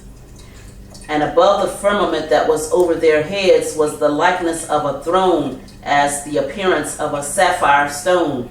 And upon the likeness of the throne was the likeness as the appearance of a man above it. And I saw as the color of amber, and as the appearance of fire round about within it, from the appearance of his loins even upward, and from the appearance of his loins even downward. I saw as it were the appearance of fire, and it had brightness round about, as the appearance of the bow that is in the cloud in the day of rain, so was the appearance of the brightness round about. This was the appearance of the likeness of the glory of Yah. And when I saw it, I fell upon my face, and I heard a voice of one that spoke. Speak. Oh, that's good. So we see that the four living creatures had four faces and four wings, right? So now the purpose that we're reading this, we're showing you that we've got to get rid of this. And I know this is not amongst the Hebrews, but this is primarily amongst those that don't know the scriptures. There's no two-winged, we haven't saw a two-winged angel yet. Okay. Now let's go over to Ezekiel chapter 10. Let's go up to the 10th chapter of your Catechist, Ezekiel chapter 10. We're just pretty much just reading right now. Ezekiel chapter 10. We're going to start at verse 1. All right. Then I looked, and behold, in the firmament that was above the head of the cherubims, there appeared over them as it were sapphire stone, as the appearance of the likeness of a throne. Okay. And see that? So here we see cherubims again. A cherub. Cherub is cherub. Shabbat Shalom from Seattle. Hey, Shabbat Shalom. I missed that. I didn't get the name. The cherub is cherub, which it says a cherub or an imaginary figure. Now, some say this is figurative language. Some say this. Some say, well, I'm not sharing this to say that it's figurative or literal, but I'm sharing this to show you that even the prophets, when they saw visions of the Malachim, they never saw a vision of a Malachim with two wings. Okay. All right, go ahead, verse 2. And he spake unto the man clothed with linen, and said, Go in between the wheels, even under the cherub, and fill thine hand with coals of fire from between the cherubims, and scatter them over the city. And he went in my sight. Now the cherubim stood on the right side of the house when the man went in, and the cloud filled the inner court. Then the glory of Yah went up from the cherub and stood over the threshold of the house, and the house was filled with the cloud, and the court was full of the brightness of Yah's glory. And the sound of the cherubim's wings was heard even to the outer court, as the voice of the Almighty Yah when he speaketh. And it came to pass that when he had commanded the man clothed with linen, saying, take fire from between the wheels, from between the cherubims. Then he went in and stood beside the wheels. And one cherub stretched forth his hand from between the cherubims unto the fire that was between the cherubims, and took thereof, and put it into the hands of him that was clothed with linen, who took it out and went out. And there appeared in the cherubims the form of a man's hand under their wings. There it is again. Go ahead. And when I looked, behold, the four wheels by the cherubims, one wheel by one cherub, and one another by the other cherub, and the appearance of the wheels was as the color of beryl stone. And as their appearances, the four had one likeness, as if a wheel had been in the midst of a wheel. And when they went upon their four sides. They turned not as they went, but to the place where their head looked, they followed it. They turned not as they went. And their whole body, and their backs, and their hands, and their wings, and the wheels were full of eyes round about, even the wheels that they four had. Look at that. So they had four heads. They didn't have to turn around because they had one going forward, one going back, one going to the right, one going to the left. Right? They had four. They could see in all directions. They was what they call an omnidirectional creature. We can only see what's in front of us. Right? That's interesting. Okay, go ahead. As for the wheels, it was cried unto them in my hearing, O wheel. And every one had four faces. The first face was the face of a cherub, and the second face was the face of a man, and the third was the face of a lion, and the fourth a face of an eagle. And the cherubims were lifted up. This is the living creature that I saw by the river Kibar. And when the cherubims went, the wheels went by them, and when the cherubims lifted up their wings to mount up from the earth, the same wheels also turned not from beside them. When they stood, these stood, and when they were lifted up, these were lifted up. For the spirit of the living creatures was in them. Then the glory of Yah departed from off the threshold of the house, and stood over the cherubims. And the cherubims lifted up their wings and mounted up from the earth in my sight. When they went out, the wheels were beside them, and everyone stood at the door of the east gate of Yah's house, and the glory of Yah of Israel was over them above. This is the living creature that I saw under Yah of Israel by the river Kibar, and I knew that they were the cherubims. Every one had four faces apiece, and every one four wings, and the likeness of the hands of a man was under their wings, and the likeness of their faces was the same faces which I saw by the river Kibar. Their appearances and themselves, they went every one straight forward. See that? So now we see the prophet Yechezkel saw the living creatures with four wings. Now, who was it? Eliyahu was taken up in a chariot. Okay. I don't know. You tell me. Is it literal or is it figurative? But we still see that the Malachim in this particular case, this was the cherub, cherubims in the Hebrew that had four wings, right? Remember in Genesis, wasn't it Genesis when Adam disobeyed and he put was it an angel? Was it called? Did it say angel? He put it was a cherub and he put it in front of the tree of life. Let me see, where is that? That's Genesis chapter 3, I think it is.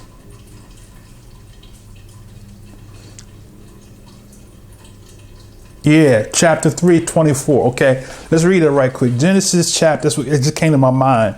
Okay, Genesis chapter 3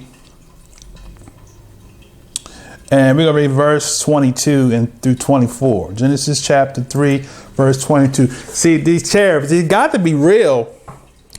Somebody say, well, it's figurative. It's a allegory or whatever they want to say. But Adam saw something, and we can go to the testament of Adam and read some stuff if you want to. It's kind of how you think it too. But I don't want nobody to get confused, because I tell people all the time, when you read the pseudepigrapha books and the lost books and the forgotten books and all those books, you got to be very careful, because some people read it and they go crazy and they end up talking really crazy, right? They end up going off on a tangent. So you have to be able to know how to take the meat from the bones. So when you actually read those other books, you got to be prayed up, you got to be fast up, and you got to know what to discern when you're reading those books. But okay, so we're in Genesis chapter 3 and verse 22. We're talking about the cherubim now. Those of you that's just coming back, just coming on. Okay, Genesis chapter 3, verse 22. All right, go ahead. And Yah said, Behold, the man is become as one of us, to know good and evil. And now, lest he put forth his hand and take also of the tree of life and eat and live forever. Mm-hmm. Therefore Yah sent him forth from the Garden of Eden to till the ground from whence he was taken. Mm-hmm. So he drove out the man, and he placed at the east of the Garden of Eden cherubims and a flaming sword which turned every way, to keep the way of the tree of life. Now that right there was literal, wasn't it? That wasn't no figurative language. That was not a vision. This was literal, where he said he put the cherubim with the flaming sword, which turned every way to keep the way of the tree of life. So the cherubims, cherub, right? So Adam, I guarantee you, if those cherubs looked like what Ezekiel saw in chapter 10, when Adam got to that tree, he like, woo, I ain't going over there. We get spooked out when we see something that looks strange, even today. So imagine Adam seeing the cherubim in front of the tree. Even if he wanted to eat from that tree, he couldn't eat.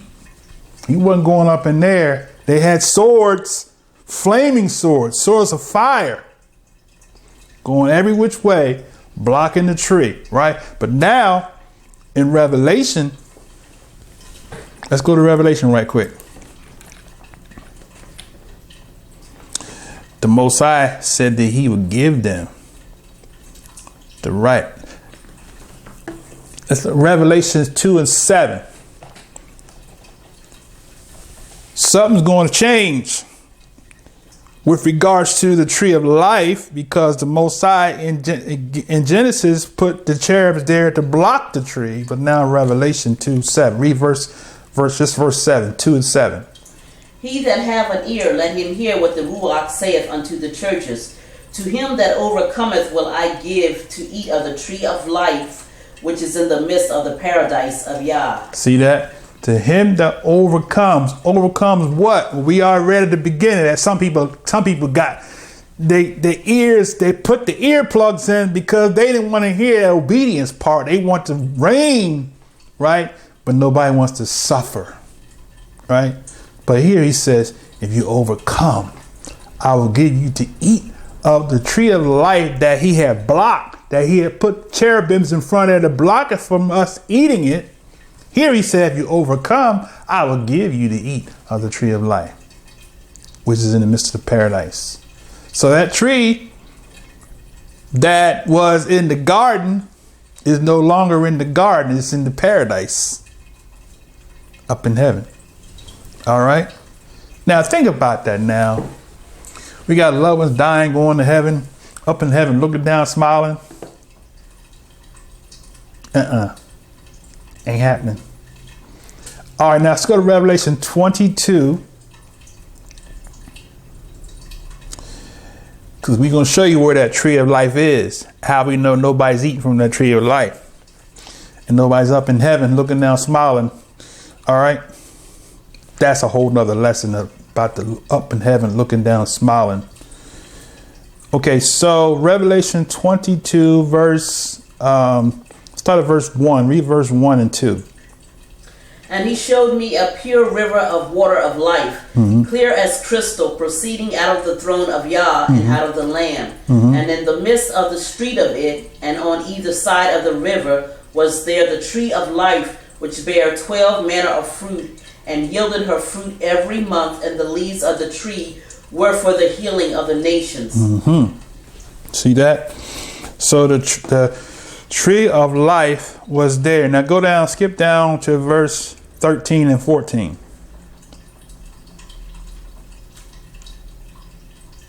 I am Alpha and Omega, Aleph and Taw. Go ahead. the beginning and the end, the first and the last. Blessed are they that do his commandments. Blessed are they that do what? Do his commandments. Blessed are they that break the commandments. Do his commandments. That say that the commandments is nailed to the tree. Do his commandments. Blessed are they that do his commandments. What's going to happen for them? That they might have right to the tree of life, and may enter into through the gates into the city. That they might have a right to the tree of life and enter in through the gates into the city. So the cherubs or the Kerubians, not the Rakadusians, the Kerubians was that Malachim have specific task. These Kerubians was put there to protect the tree of life, to keep the wicked from the tree of life. You think the Most High gonna let the wicked eat from the tree of life in the kingdom, the millennial kingdom? Ain't happening. Disobedience is not coming in the kingdom. Those of us that disobey the Most High, we're not going to be in the kingdom.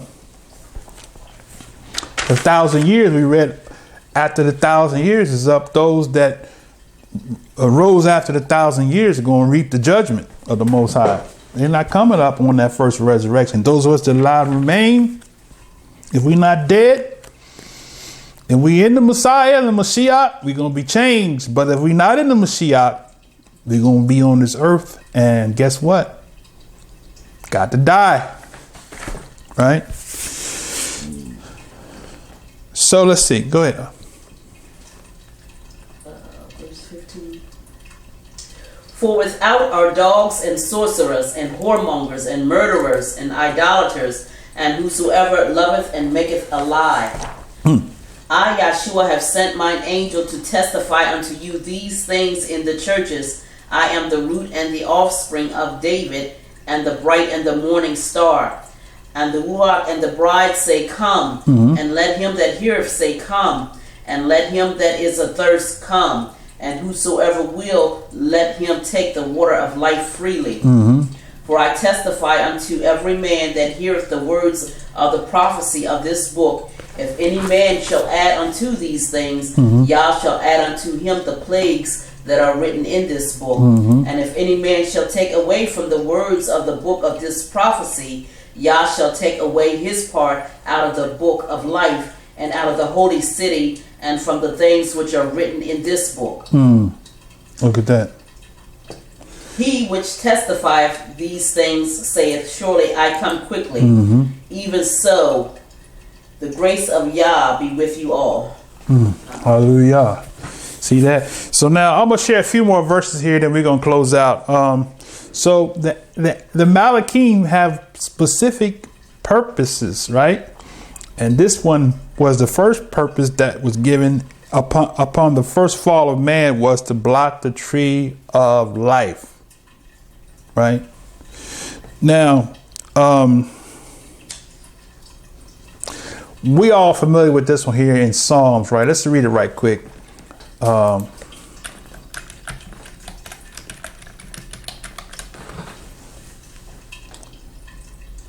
No, this is not Psalm. I'm sorry. I'm Salika. Salakia. Did I say it right? Salakia. Hebrews 1. Hebrews 1 and 13. Hebrews 1 and 13. All right. We're talking about now about some of, not all. We're going to just kind of touch a little bit about some of the functions of the Malachim. We talked about the different types of Malachim, how to identify them, because some people, I think Shaul says something about be careful how you entertain strangers. Some have entertained angels unaware. Okay. Verse 13, Hebrews chapter 1, verse 13 and 14. But to which of the angels said he at any time, sit on my right hand until I make thine enemies thy footstool? Are they not all ministering spirits sent forth to minister for them who shall be heirs of salvation? See that? So this word for angel is angelos, which it says to bring tidings, a messenger. It says especially an angel, by implication a pastor. So in this particular case, we know this is talking about the heavenly beings, right? I think this is a quotation from one of the Psalms, I believe. We're going to go to that in a second. But he says they are ministering spirits. They are servants. Okay, the word, it says they are ministering, and the Greek word is leiturkikos. I hope I said that right. Leiturkikos, which means, it says a functional publicity. They're a functional spirit, or a breath, pneuma in the Greek, sent forth, sent. So there goes that dispatch. That's the specific task, is for them to minister for them who are heirs of salvation. So even during this time of the coronavirus, we can call for the Malachim to assist us and protect us. See, because your 9mm, your rifle and all your ammunition might not work, but guess who will work? The messengers of Yahweh will work, protect you, guard, just like they guarded that tree of life and protected man from the wicked that came, the disobedient that came to eat of the tree of life. Right? They'll protect us, right? All right.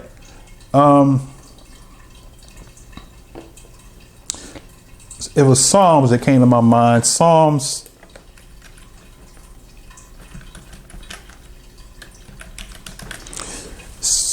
8. That was the one I wanted to read. Okay. Here we're going to show you where the English word angel was mistranslated. Okay. Psalms 8. And let's see, where do we want to start? We want to start at verse 1. We'll read 1 through 5.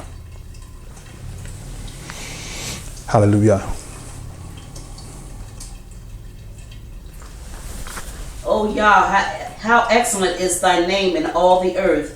Who has set thy glory above the heavens? Out of the mouth of babes and sucklings hast thou ordained strength because of thine enemies, that thou mightest still the enemy and the avenger. When I consider thy heavens, the work of thy fingers, and the moon and the stars, the work which thou hast ordained, what is man that thou art mindful of him, the son of man that thou visitest him? For thou hast made him a little lower than the angels, and has crowned him with glory and honor. Okay, so Psalms 8 and 5 says, man was made a little lower than the angels. If you look at that word angel, right? The word angel is the word Elohim. Okay. So the word angel was mistranslated. It's not the same as Malik, which is a messenger, a priest, prophet, or teacher, or someone sent, right?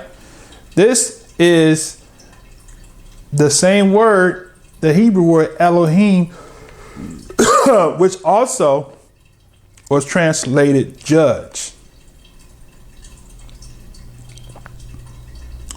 The word for Elohim, or the definition, it is the plural of Eloah, or 433 Eloah.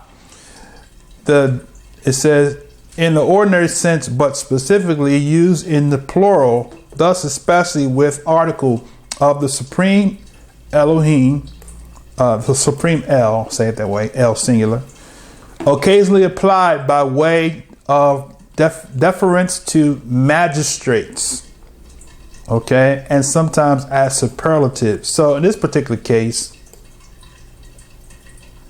the magistrates are the rulers that govern with the Most High. And we know those that govern with the Most High is the 24 elders, right? It's part of the government. We can read that in Revelation, the 24 elders. Let's read it right quick. The 24 elders.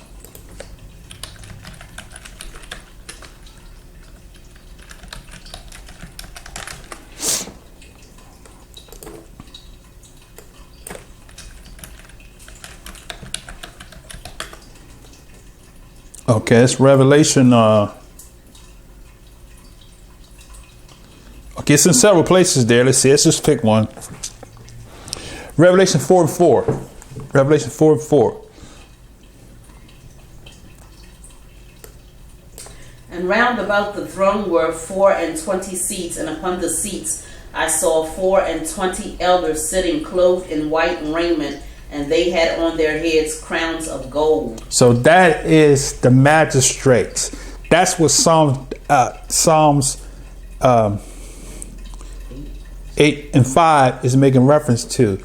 Man was made a little lower than the magistrates, which in this case is the 24 elders. But in the 1,000-year, man, right, will be able to be one of those magistrates. Because why? We're going to govern the earth. So we will be actually Malachim, but not just only Malachim, come on somebody, but we will be amongst the Elohim. All right, you don't believe me? Let's go to Psalms right quick. Go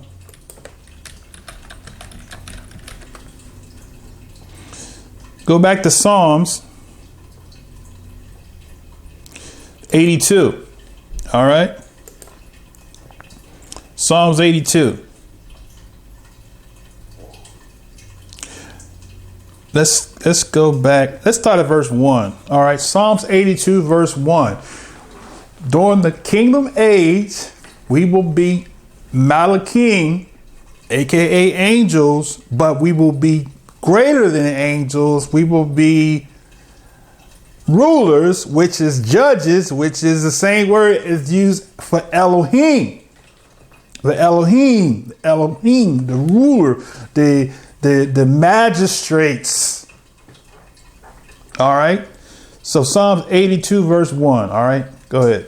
Yah standeth in the congregation of the mighty. He judgeth among the elves. How long will ye judge unjustly and accept the persons of the wicked? Mm-hmm. Defend the poor and fatherless. Do justice to the afflicted and needy. Mm-hmm. Deliver the poor and needy. Rid them out of the hand of the wicked. They know not, neither will they understand. They walk on in darkness. All the foundations of the earth are out of course. Mm-hmm. I have said, ye are Elohims, and all of you are children of the Most High. See that? But What's the next verse say? Ye shall die like men and fall like one of the princes. See that? See that? So that's what the Most High said, right? Initially, and that ties back to Exodus chapter 19. Let's go to Exodus chapter 19. All right. We're going to try to wrap this up. We're talking about angels, Malachim, right?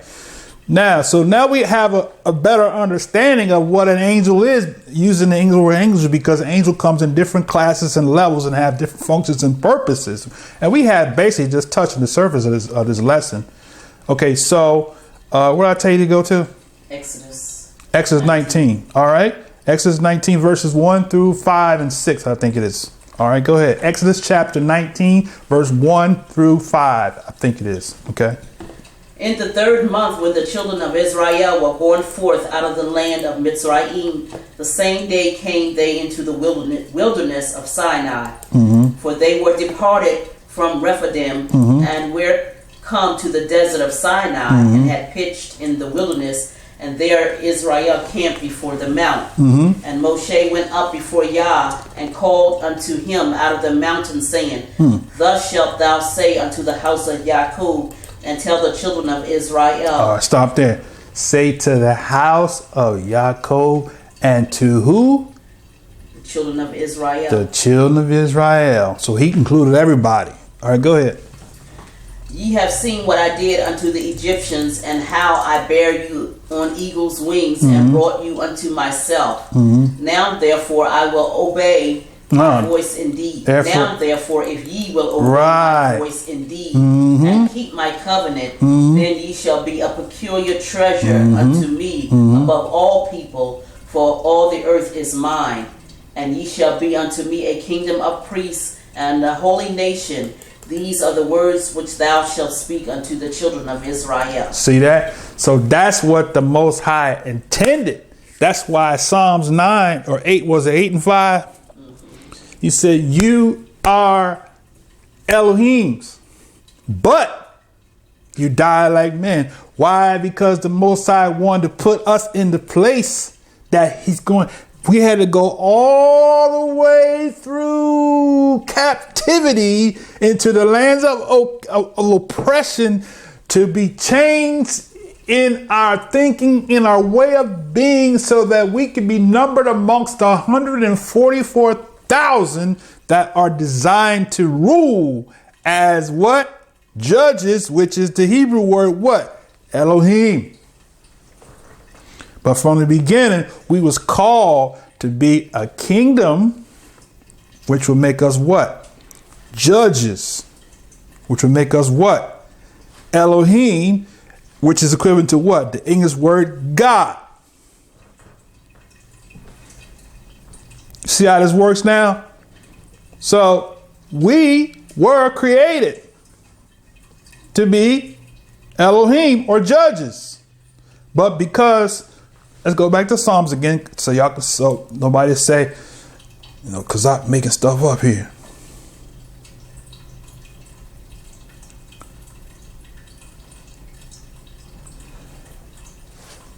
Was it 8 and 5?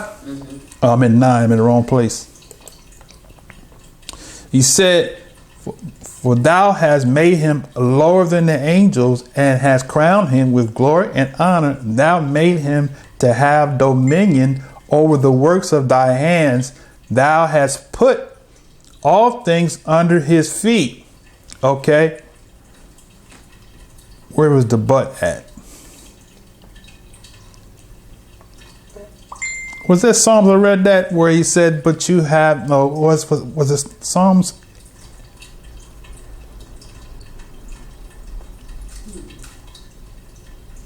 No, that's not Psalms 8. It was the other Psalms where he said Psalms 82. That's where it is, Psalms 82. I'm reading the wrong Psalm. Pardon me. Psalms 82. Not Psalms 8 and 5. Psalms 82. Right? Psalms 82. And verse 7.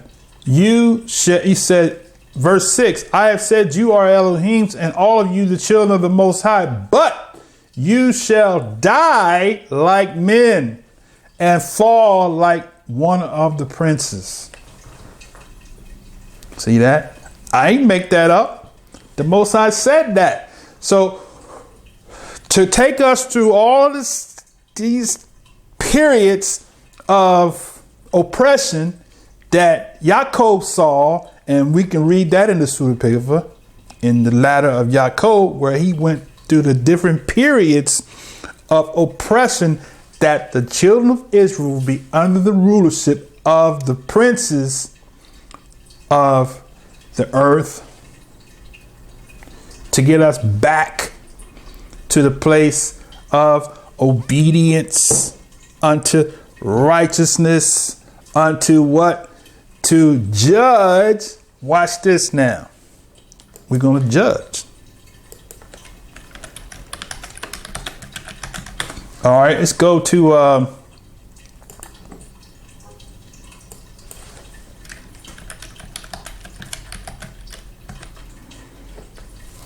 1 Corinthians. Shaul alludes to this in his epistle. 1 Corinthians chapter 6. Let's start at verse 1. 1 through 3. All right. 1 Corinthians chapter 6, verse 1 through 3. Okay, go ahead. Dare any of you having a matter against another go to the law before the unjust, and not before the saints? Do ye not know that the saints shall judge the world? And if the world shall be judged by you, are ye unworthy to judge the smallest matters? Know ye not that we shall judge angels? How much more things that pertain to this life? See that? So we are going to be the Elohim during 1,000 years, and the angels will be at our command.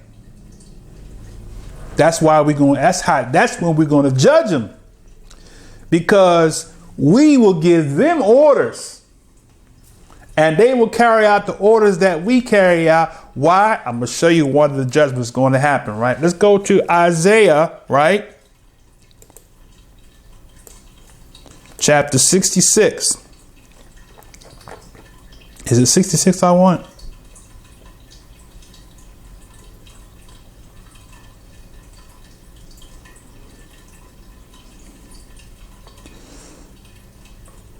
No, it's not 66.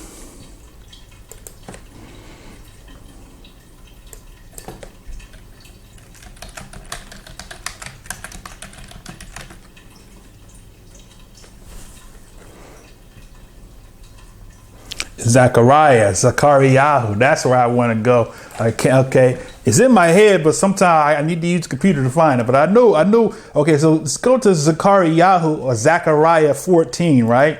All right, man. I tell you, this is good here. Ooh. All right. Zechariah chapter 14, verse 16. That's why I want to start. Start at verse 15. Zechariah or Zechariah chapter 14, verse 15. All right. And we're going to read down to 18 or read down to 19. Okay, go ahead. And so shall be the plague of the horse, of the mule. Okay, go up one more.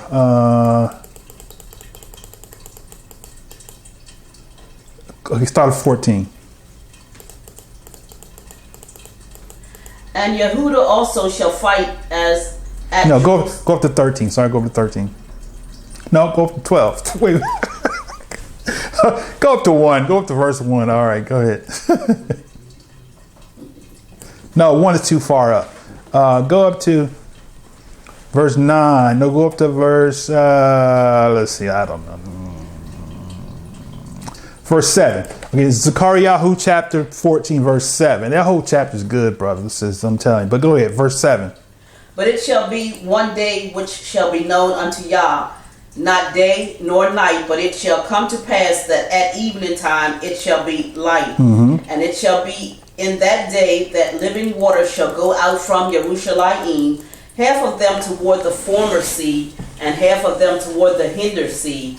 In summer and in winter shall it be. And Yah shall be king over all the earth. And in that day shall there be one Elohim, and his name one. All the land shall be turned as a plain from Geba to Rimmon, south of Yerushalayim. And it shall be lifted up and inhabited in her place from Benjamin's gate unto the place of the first gate unto the corner gate, and from the tower of Hananel unto the king's winepress. And men shall dwell in it, and there shall be no more utter destruction, but Jerusalem shall be safely inhabited. And this shall be the plague wherewith Yah will smite all the people that have fought against Jerusalem. Their flesh shall consume away while they stand upon their feet, and their eyes shall consume away in their holes, and their tongue shall consume away in their mouth. And it shall come to pass in that day that a great tumult from Yah shall be among them, and they shall lay hold every one on the hand of his neighbor, and his hand shall rise up against the hand of his neighbor.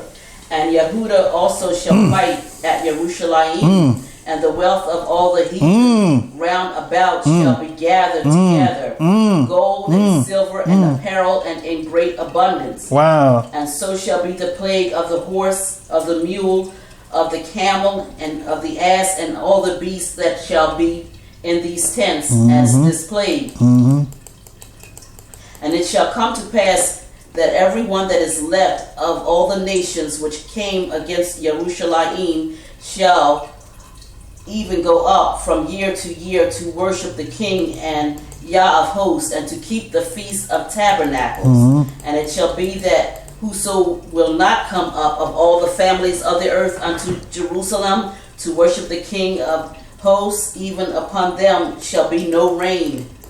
And if the family of Mitzrayim go not up and come not, that have no rain, there shall be the plague wherewith Yah will smite the heathen that come not up to keep the Feast of Tabernacles. This shall be the punishment of Mitzrayim, and the punishment of all nations that come not up to keep the Feast of Tabernacles. In that day shall there be upon the bells of the horses holiness unto Yah, and the pots in the Yah's house shall be like the bowls before the altar. That's good. Oh, that's good. So you see, the Malachim is going to be working for us.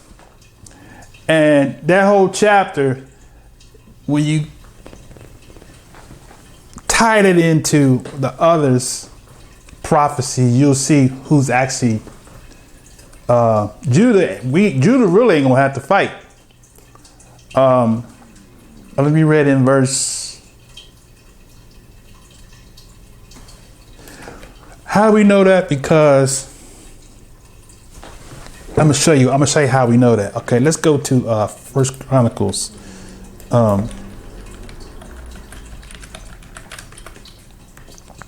Second Chronicles.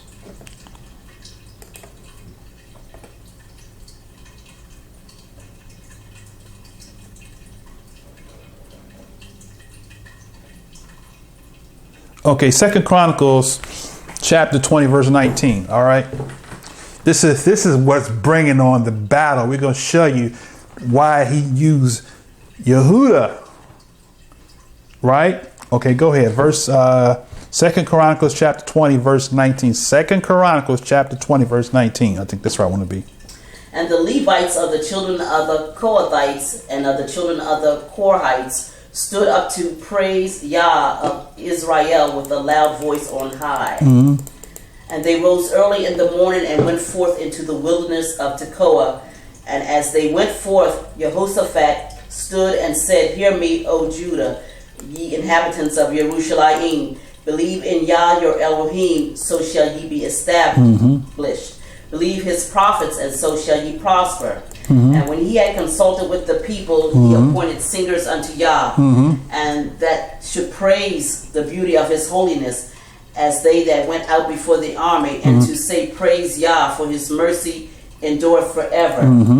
And when they began to sing and praise, Yah set ambushments against the children of Ammon, Moab, and Mount Seir, which were come against Yehuda, and they were smitten. See that? For the children of Ammon and Moab stood up against the inhabitants of Mount Seir, utterly to slay and to destroy them. And when they had made an end of the inhabitants of Seir, every one helped to destroy another. See that? Yeah, keep going. And when Yehuda came toward the watchtower in the wilderness, they looked unto the multitude, and behold, there were dead bodies fallen to the earth, and none escaped. And when Jehoshaphat and his people came to take away the spoil of them, they found among them in the abundance both riches with the dead bodies and precious jewels, which they stripped off for themselves, more than they could carry away. And they were 3 days in gathering the spoil. It was so much. And on the 4th day they assembled themselves in the valley of Baraka, for there they blessed Yah. Therefore the name of the same place was called the valley of Baraka unto this day. And then they returned every man of Yehuda and Yerushalayim, and Jehoshaphat in the forefront of them, to go again to Yerushalayim with joy, for Yah had made them to rejoice over their enemies. And they came to Yerushalayim with psalteries and harps and trumpets unto the house of Yah. And the fear of Yah was on all kingdoms of those countries, when they had heard that Yah fought against the enemies of Israel. So the realm of Jehoshaphat was quiet, for his Elohim gave him rest round about. And Jehoshaphat reigned over Yehuda. He was 35 years old when he began to reign, and he reigned 25 years in Yerushalayim. And his mother's name was Azubah, the daughter of Shilhi. Okay, so that's good. We can go through from see the prophecy in past and prophetic future, and see how that the Malachim, the angels, the messengers of Yah, did battle and caused death to come, right? So Yehuda is symbolic of us, our life, not just us singing songs of praise, but our life that is in obedience and submission to the Most High, because we are the priests. We're supposed to be the priests. Not the battle, right? Not the warriors, right? But we have reduced ourselves to being warriors because we have neglected to accept the priesthood, which required us to be all obedient to the Most High in everything that He says to do. But as a result of that, we chose the sons of Aharon to be the priests for us, and so since that, they failed us, and we ended up in captivity, right?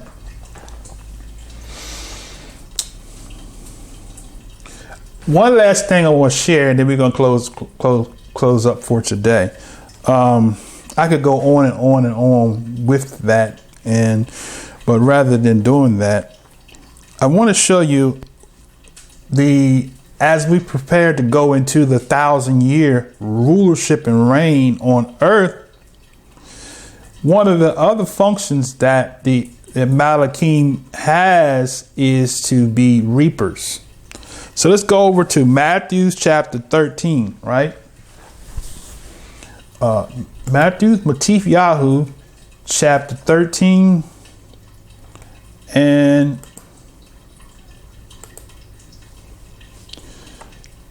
let's see, where do I want to begin here? My target verse is verse 30. Let's start at verse 18. This is the parable of the sower, and this is the second half of that. This is actually the explanation of the parable of the sower. All right, go ahead. Hear ye therefore the parable of the sower. When anyone heareth the word of the kingdom and understandeth it not, then cometh the wicked one and catcheth away that which was sown in his heart. This is he which received seed by the wayside. But he that received the seed into stony places, the same is he that heareth the word, and anon with joy receive it. Yet hath he not root in himself, but endureth for a little while. For when tribulation or persecution ariseth because of the word, by and by he is offended. He also that received seed among the thorns is he that heareth the word, and the care of this world and the deceitfulness of riches choke the word, and he becometh unfruitful. But he that received seed into the ground into the good ground is he that heareth the word and understandeth it, which also beareth fruit and bringeth forth some 100-fold, and some 60, and some 30. Mm-hmm. Another parable he put forth unto them, saying, the kingdom of heaven is likened unto a man which sowed good seed in his field. Okay. But while men slept, his enemy came and sowed tares among the wheat, Mm-hmm. and went his way. But when the blade was sprung up and brought forth fruit, then appeared the tares also. Mm-hmm. So the servants of the householder came and said unto him, Sir, didst not thou sow good seed in Mm-hmm. thy field? Mm-hmm. From whence then hath it tares? Mm-hmm. And he said unto them, An enemy hath done this. The servants said unto him, Wilt thou then that we go and gather them up? But he said, Nay, lest while ye gather up the tares, ye root up also the wheat with them. Mm-hmm. Let both grow together Mm-hmm. until the harvest. In the time of harvest, I will say to the reapers, Gather ye together first the tares, and bind them in bundles to burn them, but gather the wheat into my barn. See that? So the angels, the Malachim, these particular messengers are going to gather up the tare, bundle them together, and do what? Toss them into the fire to be burnt. Where there be what? Weeping and wailing and gnashing of teeth. Right? They had a song, weeping and the wailing and the gnashing of teeth. But that's what's going to be. It's going to be the weeping and wailing. But the angels, the Malachim, is also going to gather the wheat. Right? In the second half, he said, they will gather together first the tares, bind them into bundles to burn them, but gather the wheat into my barn, into the house of Yah. So the wheat. Question is, we have to ask ourselves, are we the tare or are we the wheat? Right? The Most High said he's going to purge out the rebels. So he's doing that purging right now. Now, one last place that we'll close for today. Let's go to Matthew's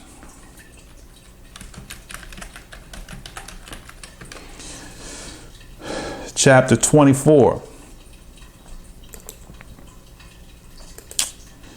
This is the season that we're in, right? We're in that season of tribulation, and that's another lesson in itself. But let's start at verse 29. Matthew, chapter 24, verse 29. We're going to read down through verse 31, and we'll close here, okay? Matthew 24, 29. Go ahead. Immediately after the tribulation of those days shall the sun be darkened, and the moon shall not give her light, and the stars shall fall from heaven, and the powers of heavens shall be shaken. And then shall appear the sign of the Son of Man in heaven, and then shall all the tribes of the earth mourn, and they shall see the Son of Man coming in the clouds of heaven with power and great glory. And he shall send his angels with a great sound of a trumpet, and they shall gather together his elect from the four winds, from one end of heaven to the other. See that? So the angels, and this one here is the Greek word angelos, which means messenger. Okay?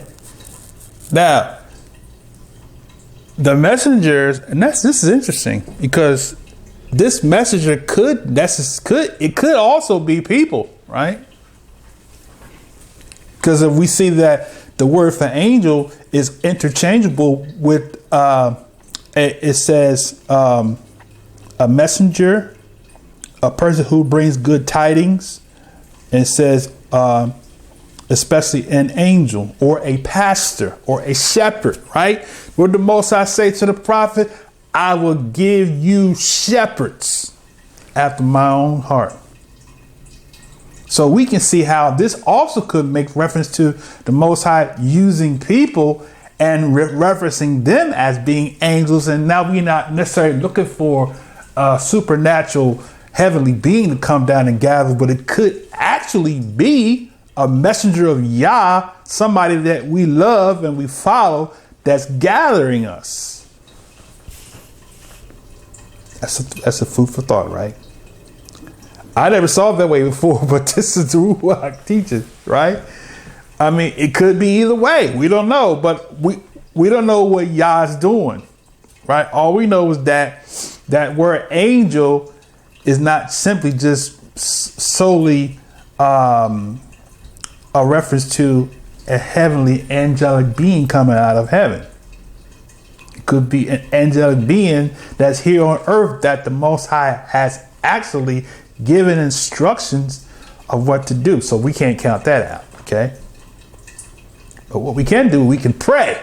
We don't want to follow somebody because they say, well, the Most High told me to tell you to do this. No, we want to let the Spirit, let the Ruach lead us, because if the Ruach is leading us to somebody and they're saying, hey, come on over here, we're going to gather here and we're going to go here.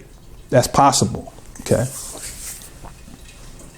At the same time, we don't want to put the Most High in a box and say, this is what that means. Because it could be, like I said, a mallet, a heavenly being gather us and bring us to where we are called to be what the Most High said. All right. Interesting, huh? So once again, that word angelos, which is messenger, which goes back to the Hebrew, which is malach. Okay, let's see if we can find something in the Old Testament. I don't want to leave you hanging out there because I know your mouth is watering now. You're drooling. I said, I want to hear a little more about this. So let's see what we can find before we close. Okay. All right. So,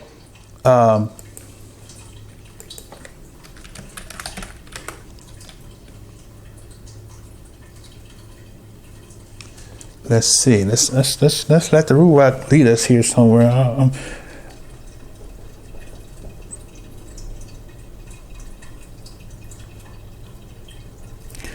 I think I'm hearing Deuteronomy.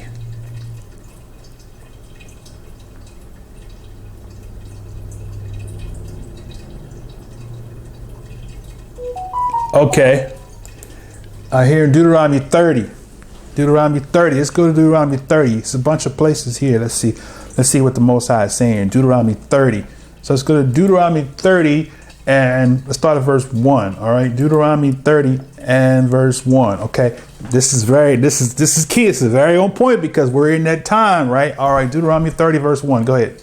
And it shall come to pass when all these things are come upon thee, the blessing and the curse which I have set before thee, and thou shalt call them to mind among all the nations whither Yah thy Elohim have driven thee, and shalt return unto Yah thy Elohim, and shalt obey his voice according to all that I command thee this day, thou and thy children with all thine heart and with all thy soul, that then Yah thy Elohim will turn thy captivity and have compassion upon thee, and will return and gather thee from all the nations whither Yah thy Elohim have scattered thee. If any of thine be driven out unto the outmost parts of heaven, from thence will Yah thy Elohim gather thee, and from thence will he fetch thee. Mm-hmm. And Yah thy Elohim will bring thee into the land which thy fathers possessed, and thou shalt possess it, and he will do thee good and multiply thee above thy fathers. And Yah thy Elohim will circumcise thine heart and the heart of thy seed to love Yah thy Elohim with all thine heart and with all thy soul, that thou mayest live. And Yah thy Elohim will put all these curses upon thine enemies and on them that hate thee, which persecuted thee. And thou shalt return and obey the voice of Yah, and do all his commandments which I command thee this day. And Yah thy Elohim will make thee plenteous in every work of thine hand, in the fruit of thy body, and in the fruit of thy cattle, the fruit of thy land for good. For Yah will again rejoice over thee for good, as he rejoiced over thy fathers. Okay, that's good. So what are we seeing? What are we seeing?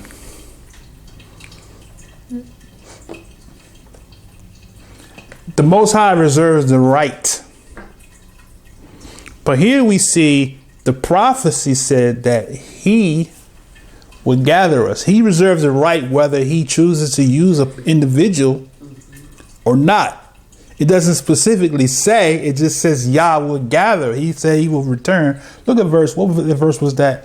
I will return. He said, I will return. Okay, we got to look at this because English, you have words in there that are not in the Hebraic text. Okay, so I will gather. Where was that at? I will return.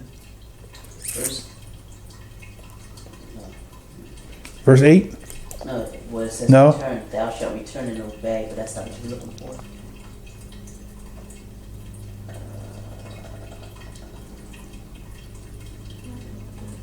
Okay, verse 3. Uh-huh. It said, verse 3 says that then Yah, thy Elohim, will turn, right? So we have turn, which is a shub, right?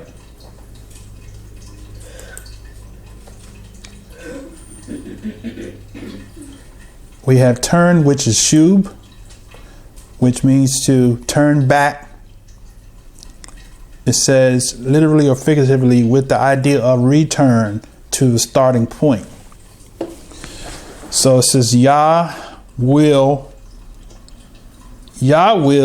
return.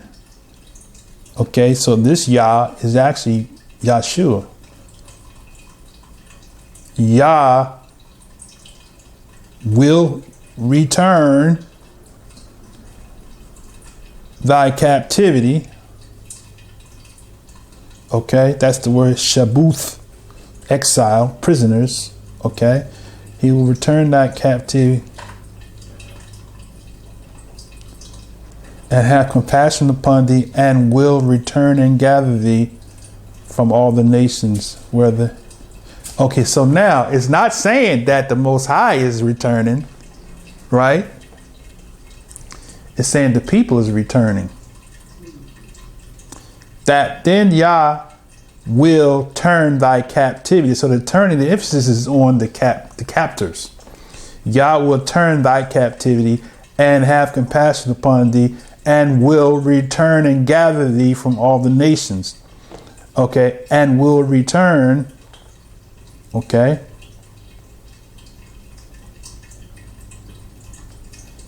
So we got the and will. And will is the same word, shub.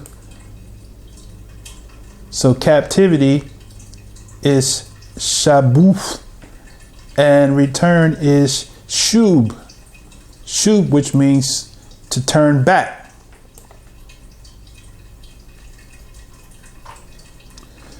Turn back, and gabats, to collect thee from the nations where Yah have scattered thee. Scattered is poots, or dashed in pieces, disperse.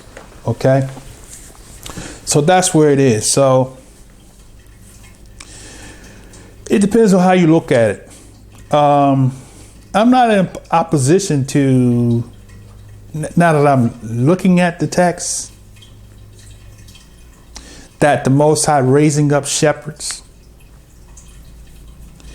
that will lead, because that's what the definition of a Malik is, to lead and to drive, right? But we want to make sure that it is Yah and not our own intellect. That's the key. So, that requires prayer, fasting, and studying the word to know if this is Yah saying to do it or not. Because you got a lot of people that got wrong spirits, and they would love to have you follow them to their camp so they can have control over you. They can be a master over Yah's heritage, and Yah's not into that. There's only one master, right?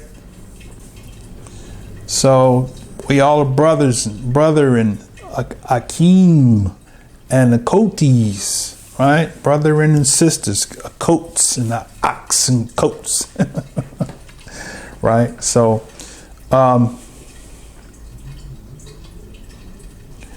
as we close, the Malachim is a messenger It is a prophet. It is a priest. It is a teacher. And it's also a heavenly being. But to understand or to understand which is which, we have to use the proper application in the text that we're reading in to know when he's talking about a cherubim or seraphim or a messenger that was sent to us that didn't have wings, that was just basically a man that was sent miraculously, or I hate to use this phraseology, but divinely, right? So all of that could make reference to that. What does Shaul say? I quoted it earlier.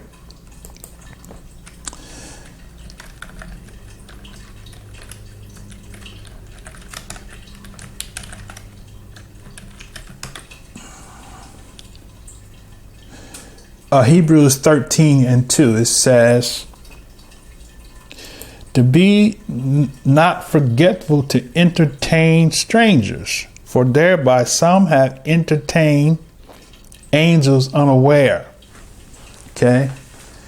Whether it be, it don't necessarily have to be a 9-foot, 10-foot being. It could just simply be another prophet, priest, pastor, teacher, or someone that the Most High sent specifically as his dispatcher, or as his dispatch, I should say, as his messenger that he sent, right?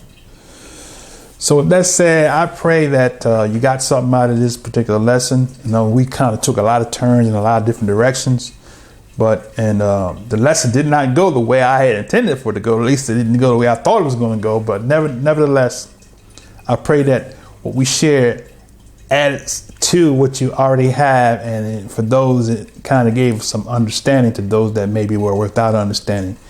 And we'll yield the room open for just a few minutes for anyone that may have some questions or comments.